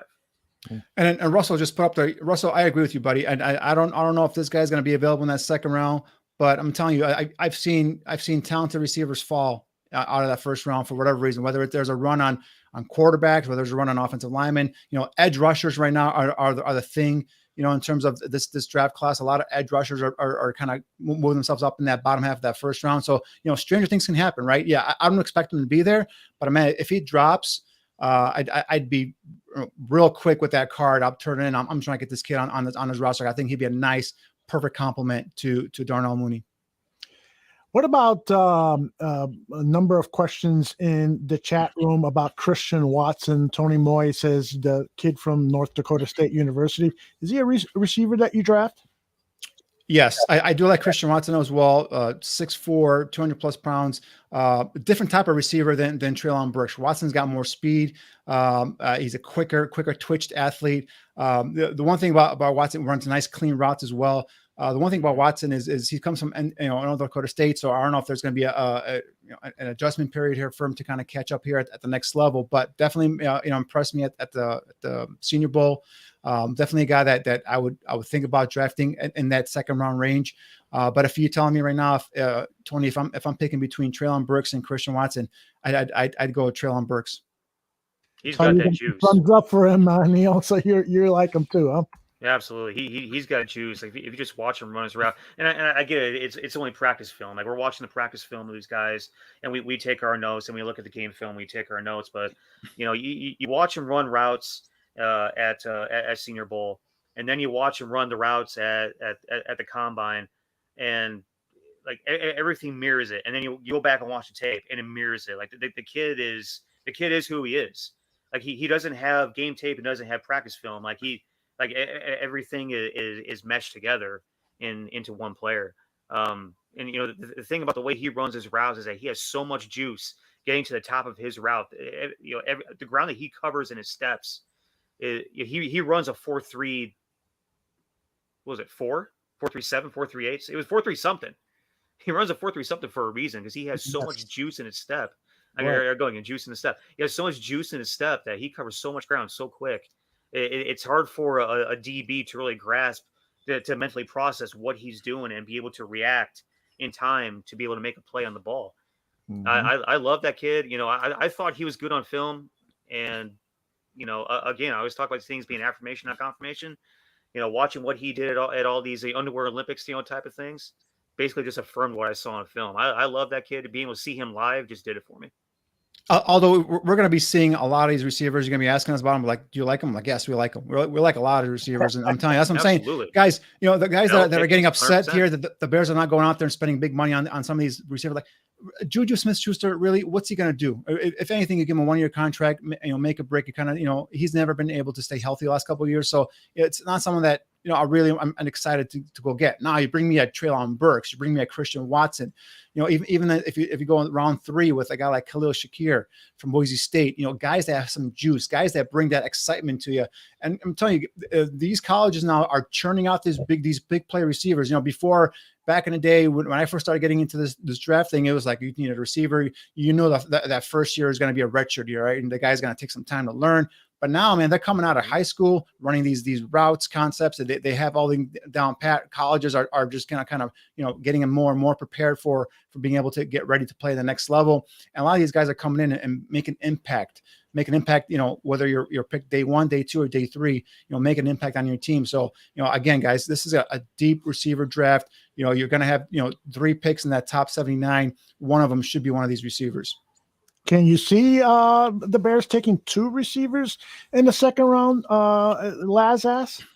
Probably. No, not in the second round. 2 receivers maybe in the entire draft. Sure. You can maybe get one in the second round and maybe take a flyer and one in the 6th or, later on in the draft, maybe a guy that gives you some special teams upon return. There's a guy that I've kind of looked at Central Michigan that Pimpleton is a guy that could be there in that day 3, give you some of that ability as a returner as well. By the way, speaking of Burks, he was in 2019 as a freshman, second team All SEC as a punt returner as well. So, he gives you some of that return ability too for Treylon Burks. So, yeah, I can see them taking 2 receivers in the draft, but not 2 in the second round. There's just too many needs right now, guys. We haven't touched cornerback yet in terms of free agency. We haven't touched anything. We talked about, we're hoping for a left tackle, but we haven't touched that yet as well in terms of free agency. Linebacker, we got Morrow. Could they get another guy maybe on the for a strong side linebacker? Are they going to touch that in veteran free agency? Are they going to touch that in the draft? We'll see. Safety is a position that we've been talking about a lot. And obviously the interior of the offensive line. We're talking about a guard, right? If you're going to let go of James Daniels, Alex Barr signs with the Raiders today as well. So you lost some of your depth there on the line as well. So there's still a lot of work here, a lot of holes to patch up. But also we talked about another 4th interior defensive lineman as well. So too many holes. To take 2 in that second round, it's going to be too much for me. I'm thinking you use one of those picks on a receiver, and then maybe if you want to double back down later on in the draft on another receiver. Because like I said, I keep repeating myself here. I know, but I'm telling you, day 3 there are going to be receivers that are available that are going to make an impact on a team. So you can definitely get one later on in the draft too. All right, let's talk about the safety from where does he play? Maryland, Nick Cross. Yeah, that's him, Nick Cross. This is your guy, Neil. I'll let you have the mic. Go ahead. Yeah, absolutely. I mean, I could have a lot to say about Nick Cross, but I guess we'll just go ahead and let him talk about himself, Aldo. There you go. All right. So from a defensive standpoint, I feel like my athleticism and my skill set allows me to fit into any defensive scheme that I go into and fit anywhere in that defensive scheme. In the post, I play sideline to sideline, literally from one sideline to the next white. Play in the box. You want to roll me down to the box, I understand the run game, be able to go and wreak havoc in the box and have a lot of tackles for loss and stop the run. If you want to put me in man coverage, I do well against tight ends and slot receivers. And even in blitzing, I feel like I'm a great blitzer. I understand snap counts. I understand how to blitz off the edge, blitz in the different gaps, how the offensive line slides here and there. On special teams, I'm an all-4 special teams guy. I've played multiple special teams throughout my career in Maryland, multiple positions on multiple special teams. And I've just been able to make a niche there and play at a high level. Besides all of that, I'm a pro's pro. I feel like I take care of my body. I do the little things that will help give me that edge. Taking care of my body, watching extra film, getting in with coaches to make sure that my technique and, the scheme things are up to par. And I'm someone who off the field, GMs and coaches can go to sleep at night knowing that, they're not going to get a call in the morning, about Nick doing this or Nick doing that.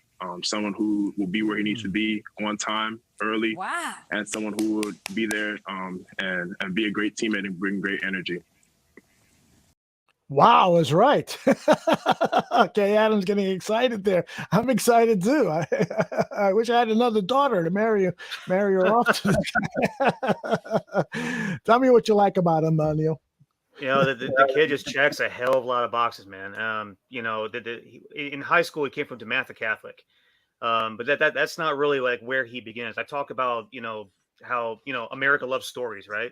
I talked about how Larry Ogunjobi was like basically the first his family to do anything, you know, athletic, you know, son of Nigerian immigrants, the whole deal. This kid's parents come from Jamaica and Trinidad and Tobago, right? Like one parent is like in medicine, the other one's in like psychotherapy or something. Like, you know, learned people, have a lot of intellect about them.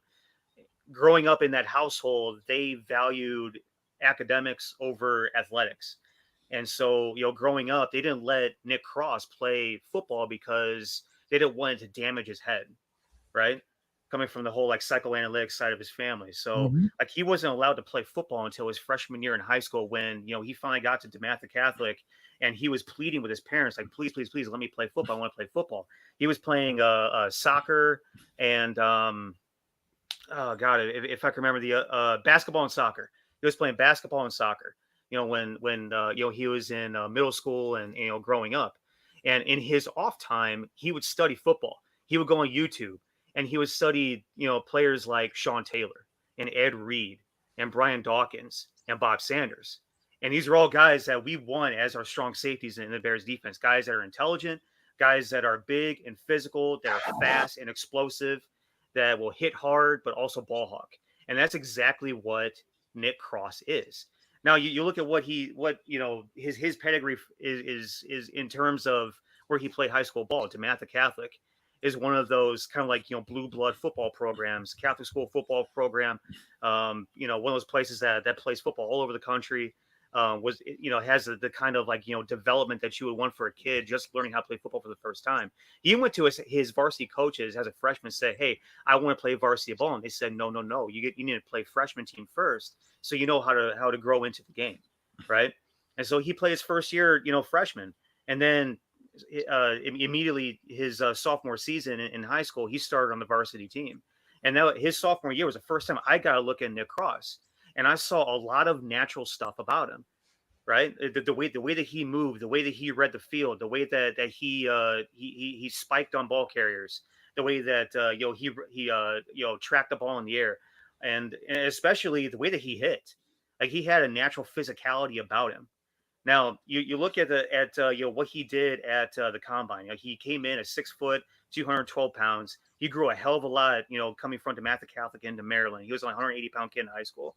He put on a good solid, 30 or so pounds, grew about an inch, you know, coming out of high school, has a very, you know, average, you know, 9-hand, decent arms at 31 and a half. But in terms of speed and explosion numbers, he had a 4.3, 440, 37-inch vertical, 10'10" broad jump. The kid's fast, the kid's explosive. And when you put on the film, the West Virginia game is primarily the game that I watch. And I think like very early in the West Virginia game, you saw exactly what you need to see from Nick Cross. You know, he's coming from he was playing up safety in that particular position. I don't think we have the clips, or do we? Do we have the clips? Yeah, looks like we have the clips. But yes, we do. So I wasn't able to edit. So he's over at the 43-yard line, and he's gonna do exactly what you've been describing that he does. Go ahead, take it away. Yeah. So this first clip, you're going to see exactly what you want to see from a safety. You know, this thing's, you know, pausing on me. Comes out of nowhere, spikes to the football, comes down with conviction, comes down with speed, comes down with explosion, lays a shoulder into the guy. You know, physicality. I talk all the time. That strong safety position has to be a special position. You have to be fast. You have to be explosive. You have to be physical. This kid, like in this clip, pretty much embodies everything that I think about as a strong safety. You know, for the Chicago Bears. You know, he studies the right types of players. He knows the way to play the game. I love this first clip. You go on to the next one. I think the second clip, you know, shows off his ball hawking ability. I'll get there. Poles wants to have a bunch of guys in his secondary that are ball hawks, and not only being physical guys, but also being ball hawks. Comes from the hash, reads the pass, tracks the ball, makes the pick. This was a big game for them, guys, because this went down in the fourth quarter. Every play was. I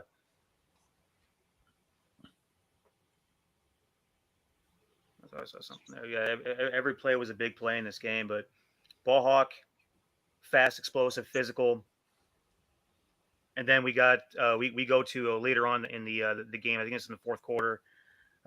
2 back-to-back plays where he just shows off his physicality. This one right here. Hey. Lays a shoulder into him, flips the guy over.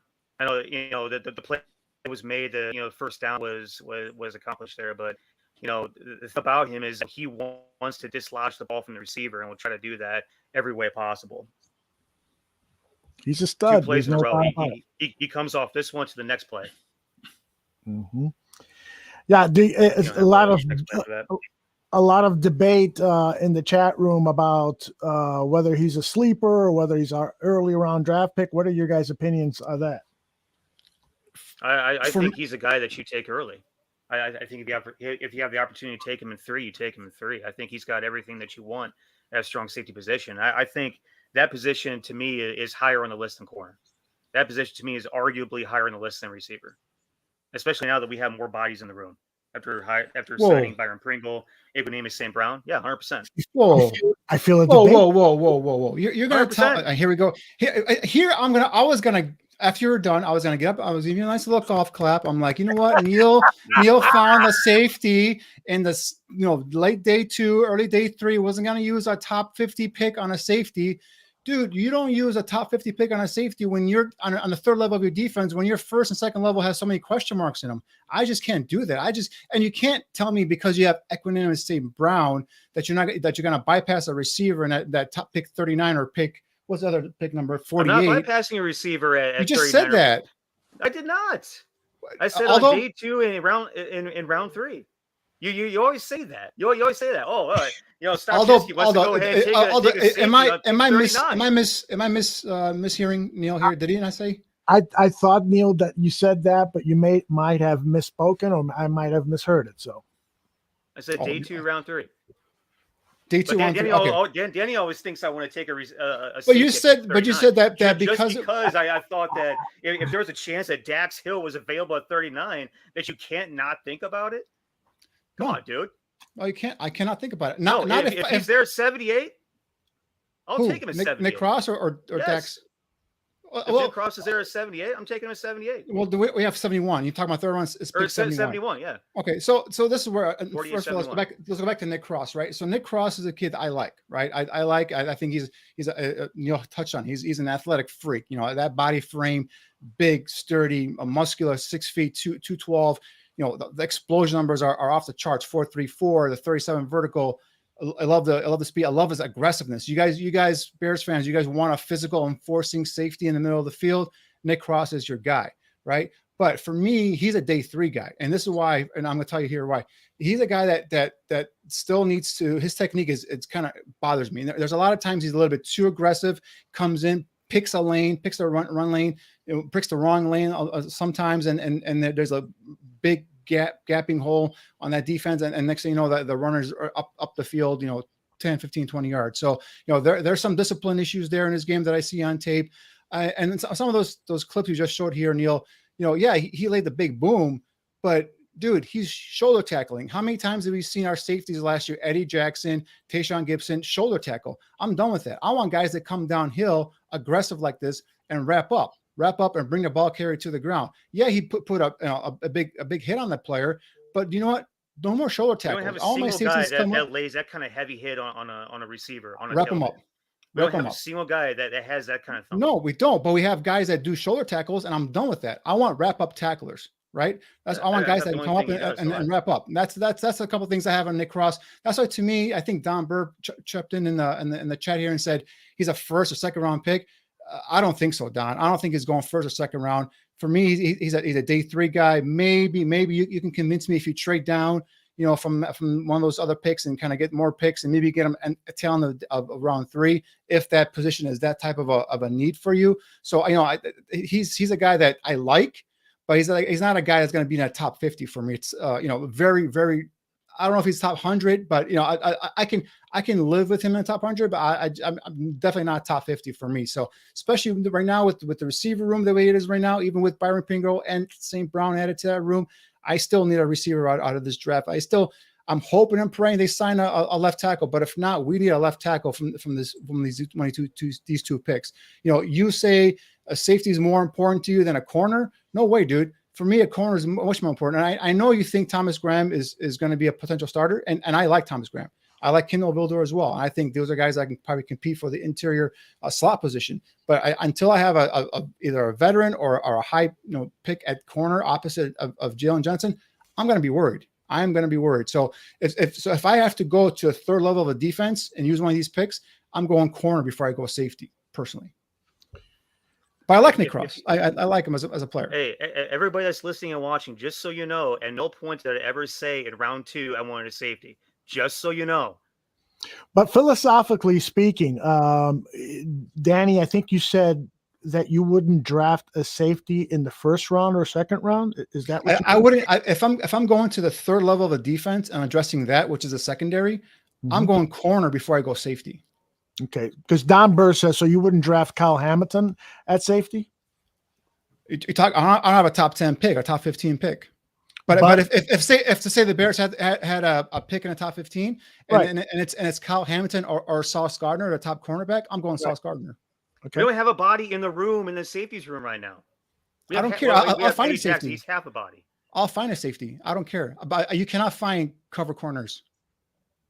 I'll find a safety. Safety is a third level of defense, dude. All these great defenses, right? All these great defenses. How many big plays we gave up in the past 3 years because we didn't have a safety? Well, you know what? You don't have a corner either. We had enough corners to make plays.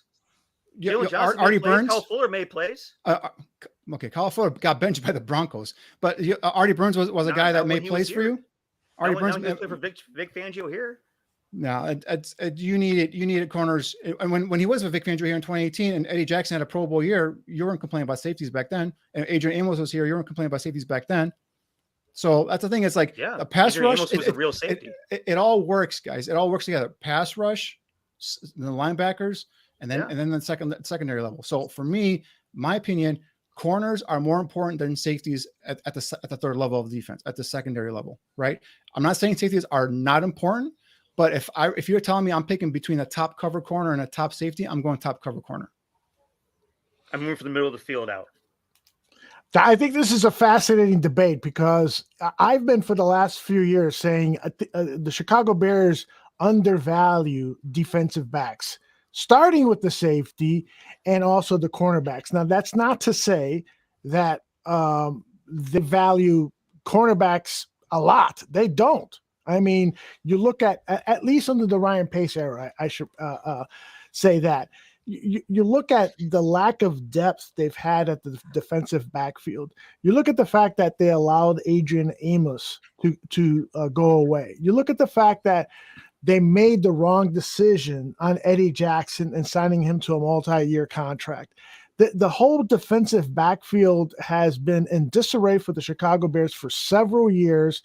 And I don't know, and I think that the debate that you guys have been having about where you select the safety in this upcoming draft or maybe even in future drafts, I think it's a really good one to have. And we should probably address it again in a future show.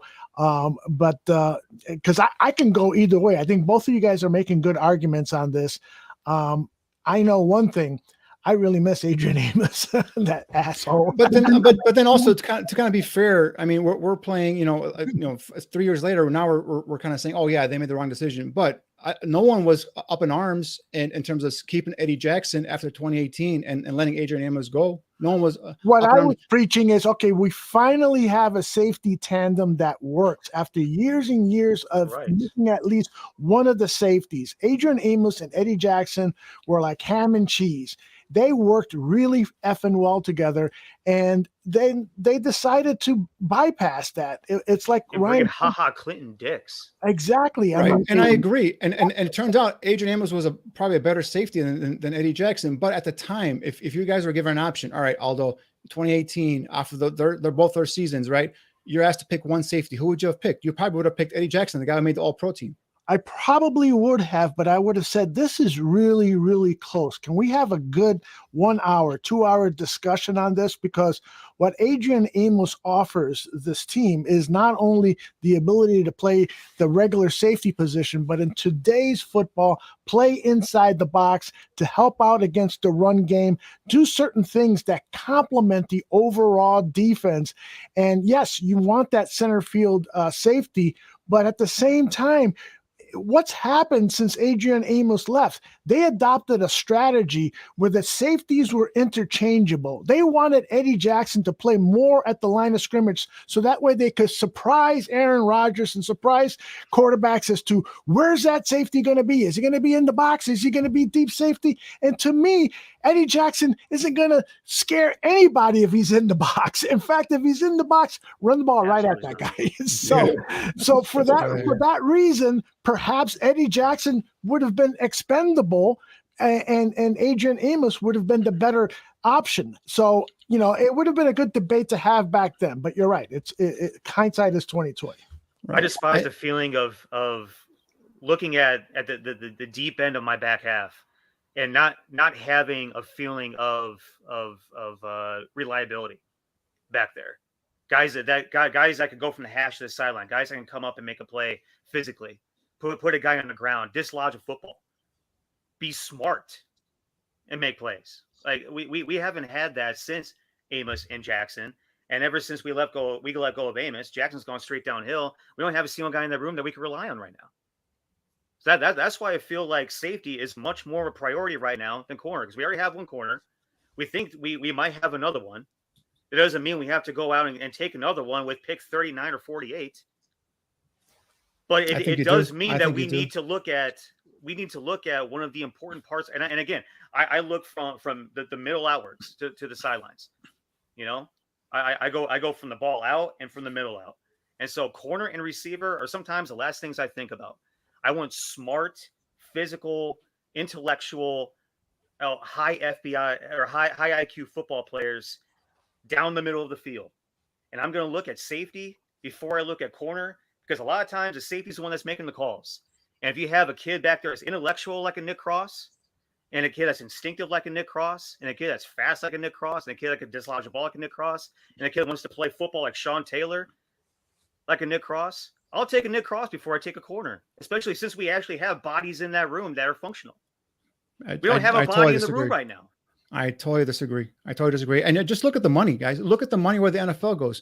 Who gets paid more? Corners, high-end corners, or high-end safeties? The high corners get the most money because they're covering. This is a pass-happy league, guys. This is where you have 3 or 4 receiver sets. You need guys that can cover receivers, right? And then the NFL offensive coordinators have gotten to the point where they beat pass rushers, front fours that get to the quarterback by quick throwing the ball, getting into the hands of the receivers and getting the ball out of there. And now you need a corner now that can cover, but also can tackle as well. So, you give me a cover corner, a guy that can tackle as well and cover. That to me is a prime position on defense. And I think that's something that you need to cover before you can cover safety, because you can always get guys that can be smart. You can be, what's his name? Sendejo has been starting for how many years now? Athletically, he is not up to par with some of these other safeties in the NFL, but he's smart. He's a smart kid and he's physical. But guys like that can make your defense solid, if you will, in that secondary. But you got to have guys that can get to the quarterback up front, guys that can cover at the second and third level as well. So I think those are areas that you got to address initially. And the fact that I like Thomas Graham, I like Buster, I like the other Kindle Vildor. But if you're going to go tomorrow and start one of those guys, and we're not even talking about injuries, right? Football is any given Sunday, one of these guys can get hurt, God forbid, for the entire year. And now you're going to bring guys off the scrap heap and start them at cornerback. That's to me is a position that is a dire need. As much as we think receiver is, offensive tackle is, I think corner is a dire needed position that the Bears are going to have to fill. Now, if they go tell me tomorrow they're going to go sign Gilmore, All right. Now, and on the third round, you want to take a flyer on the safety? All right, because you have that veteran corner now opposite of Jalen Johnson. I feel good about that. And now we got Thomas Graham and Vildor as backups. Now I'm feeling good about that position, right? But just to go in there without signing a veteran, right? Veteran free agent, go in and just kind of ignore that within the first three picks. To me, that would be wrong. Outstanding conversation, guys. And we have so much more to talk about, questions and so forth, but we're out of time. And so that's a really good tease to get people to join us back here next week, Thursday. I think we got a show next week. I think so. Let's make that promise official. Next Thursday at 8 p.m. Central, the guys will pick another handful of prospects to evaluate. We'll do a better job of getting to your questions, and we might have a special guest with us. I'm working on a couple of people. We know that's always fun, and thanks to Vinny Bonsigore for joining us from the Las Vegas Journal, Vinny.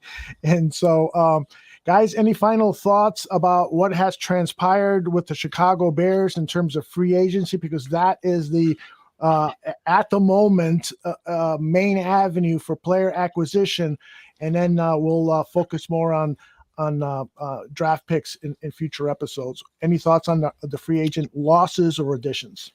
Yeah, losses. We went over it. For me, it's James Daniels and Jakeem Grant were the ones that kind of really. I wish they would have found a way to keep them. I wish I'd done the updated number crunch in terms of how much cap room they have currently. But like I said earlier, I'm hoping that they're saving that money, because I know they were in on Terron Armstead. At least they inquired on him. So hopefully they're in negotiations with him. Obviously he's holding out. The rumor is that he's waiting to see what happens with New Orleans in terms of Deshaun Watson. Is he going to go to New Orleans? If so, the rumors are he's more inclined to stay with the Saints. So we'll see what transpires there. But that's my hope, man. I hope they bring in either a Terron Armstead or Dwayne Brown or a veteran left tackle to go ahead and kind of man that left side for at least next couple of years, just to kind of protect Justin Fields and kind of now start forming a solid offensive line here in front of Justin Fields. So far, like I said, I like what they've done. I love the defensive tackle signing. I think they need to probably adjust that position now, maybe later on in the draft, and bring in a guy like we talked about today, the kid from Kentucky, as a developmental prospect, because I think with Ogunjobi and also with Meyer Edwards Jr. and then also Angelo Blackson, I think we have a solid 3 rotation man there. Got to get another one in there as well. So if they adjust corner, we talked about maybe Tyrann Mathieu being a possibility if he stays out there on the free agent market. So very, very interested and intrigued to see what they do next. I definitely want to see in terms of what they fill in terms of needs, and then that way Niel and I can focus a little bit more on on positions of dire need, right? So if they get a left tackle, for example, then now, all right, left tackle could be on a back burner. If you get a guy in a 5th round developmental prospect, that's probably where you're going to be shooting for. Now you're going to push up those positions like corner, like receiver, like safety, like maybe another linebacker up the board more if they're able to get a guy like a Terron Armstead. So this what they do in the next couple of weeks in free agency is really going to help narrow down and determine what they're going to do in the upcoming draft. So it's very I'm very intrigued and very curious to see what happens. Yeah, we got Niel. We got to add a punter to our evaluation, because this team is in need of a punter, having lost Patrick O'Donnell to the Packers. I thought that really hurt. Put that on the list of players I would have liked to have seen come back. Or maybe we're just not going to punt this year. Which, there you go.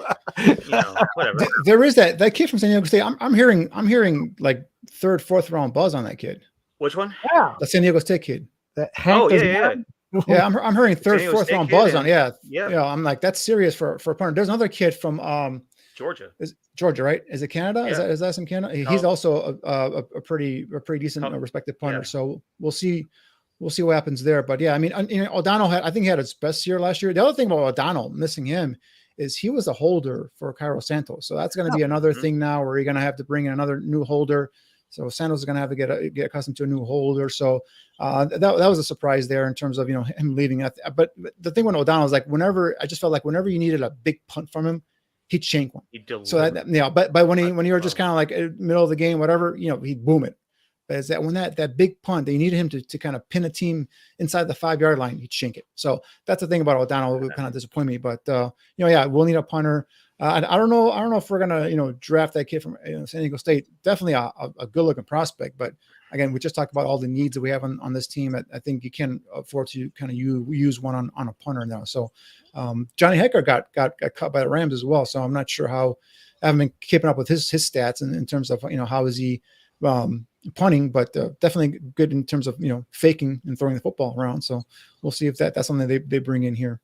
Yeah, Hecker, and actually the guy that kicked or punted for the Packers had a good season last year, and I think he was asking for more money than O'Donnell, which is why they made that change. So we'll see, and there are 3 or 4 punters in the college game prospects who have been consistently good. So there are some opportunities there, but yeah, it still hurts because kicking or punting again at Soldier Field is not an easy duty. Neil, your final thoughts, please. It's so undervalued. It's underappreciated. And I mean, Pat O'Donnell, to me, like, he delivered. Pro Bowl guy, consistent, reliable. Yep. We brought back Patrick Scales. Yes, Patrick Scales. And that's important too. It is important because you can never underestimate the reliability of having your core special teams unit intact. Guys that you can depend on, snap in, snap out, kick in, kick out. When it comes down to it, Patrick Scales has done the job at a really high level for years now. Was this 8 years? He's been in Chicago. Is that right? 8 years. So, yeah. Thank God we at least have him back. But I mean, for F's sake, just don't get rid of Cairo Santos. They've already shown the propensity to not appreciate their kickers once already. Just hey, when a guy has a good thing going, keep going. But I mean, in terms of everything so far, what Poles has done so far, so good to me. Got rid of the guys you needed to get rid of. I do wish we kept Jakeem Grant. I love balls of explosion. That's what he is. He was an absolute weapon on special teams in terms of the return game. I went back and watched the when I was looking at our boy Lucas Patrick. I went back and watched our Bears game from week 14, I think it was, and that was when he had was it like a jet sweep for a touchdown and a kick return for a touchdown, or a punt return for a touchdown and a kick return for long yardage and put us in plus territory. I mean, like, those kind of weapons just don't fall off of trees. You know what I mean? Like, it's a unique thing to have that kind of dude, in your arsenal. But again, like I said, like I posted earlier this week, there's a reason why that type of guy doesn't stick on rosters, and we're not within the 4 walls of Hallis Hall, so we don't really know the true story on why he's not there or why he doesn't stay on whatever roster he's been on since he's been in the league. So, I'm just gonna trust that Poles is doing the right thing. Generally, he has so far. Artie Burns didn't resign him. He was, borderline worthless. James Daniels, I know, Danny, you like him. I don't. I'm glad he's gone. Eddie Goldman took a whole year off for no reason. Sayonara. Tariq Cohen is scared. Good riddance. Khalil Mack has been playing hurt for 3 years and has been a fraction of what he used to be. And missed 10 games last year. So it's hard to see value in guys like that make themselves unavailable because of injuries. And so, like, he's doing the right thing. I think that the fact that he found the Chargers to go ahead and take his entire salary and also give us functional picks for Khalil Mack is a big win in my book. I know a lot of people don't think that way, but I think that's a win because, like I said, in the NFL, you don't pay for busted up, aging, and declining. And that's exactly what Khalil Mack is at this point. He's going to be 31 by the time the season starts. He's been on the injury list for the past 3 years for 8 different ailments. He's not getting healthier. He's just getting worse. And so I feel like, what he did in terms of finding a suitor and getting the entire salary, taken care of and getting picks back for him, especially another second rounder that can help us out with all these dire needs that we have. I mean, that's a massive win. Danny Trevathan is old and slow. We got rid of him. So, I mean, we replaced with Larry Ogunjobi, an explosive violent 3 technique. We got a nasty, center. We got an athletic, explosive Mike linebacker, probably. I know Gabriel thinks that, those 2 guys are interchangeable now. It'll be interesting to see what they end up doing with those guys. But, so far, so good, though. In terms of next week, I'm sure I'll figure out a way to put another safety on the show that Danny thinks I'm going to want to take it. Take his pick 39. I'll do my best. See what I can come up with. Maybe a punter we could take a pick 39, Danny. I don't know. Yeah, I mean, you I never know with you, man. You might do that. Who knows? Well, but that's a good question. This Arizari guy that everybody loves, he could go in the third round. You gonna pick him that early? Not with this team and its needs. I know he could be a weapon potentially. Yes, he can flip the field, which for a defensive minded head coach, that's like gold for have a punter like that. But unless they start making some moves in free agency and start filling some of these holes with legitimate players, I just can't see. And then you only have 6 picks as it is right now to use one on a punter. It's going to be tough for me to swallow. Now, like I said, this kid is one of the best punter prospects come out in recent memory. So he's going to be worth that pick. But I just think for the Bears, it's like you have just so many other different needs. So I just hard for me to get to use that pick on a punter, even though I like the kid a lot. Here are other punters outside of that. Jordan Stout from Penn State was the other one I was thinking about. Yeah. So it's a good list of names based on what I've been reading about these guys. I haven't evaluated any tape, but basically what these people say is he's been consistent. He's got a long punt of this and so forth. And so, it's almost like you don't really need to look at tape of punters. I mean, particularly a guy like me, I don't know the techniques of punting the ball well. I know Danny does because when we were at the Senior Bowl, he was pointing out to me how one particular punter, I don't remember his name, how was holding the ball, and that it was the kicker that got drafted by the 49ers.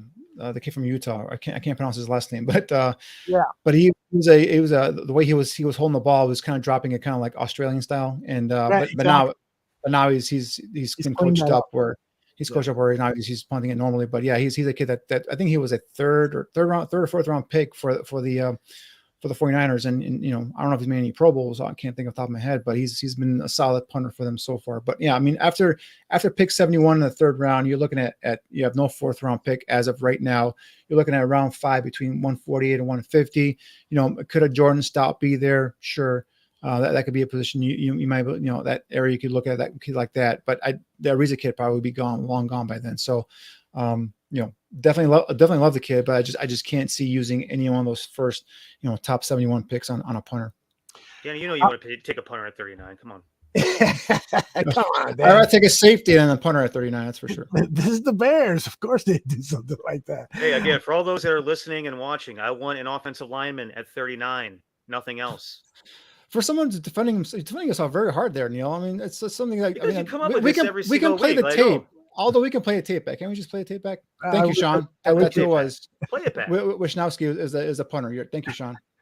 Hey, out of all the great comments and questions and stuff in the chat room, this is the one that I like the best because it's so absolutely true. PZ saying they're not going to fix the team. Exactly.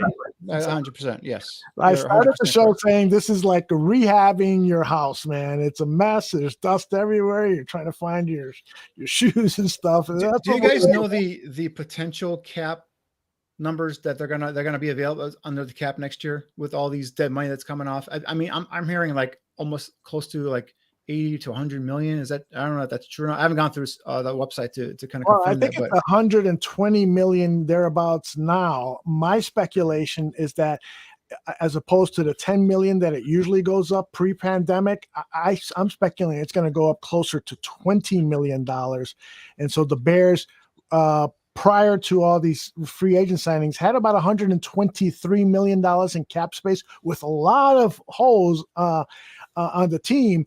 But I think there could be somewhere about $150 million in cap space for the Bears, which would make them a big spender in free agency next season.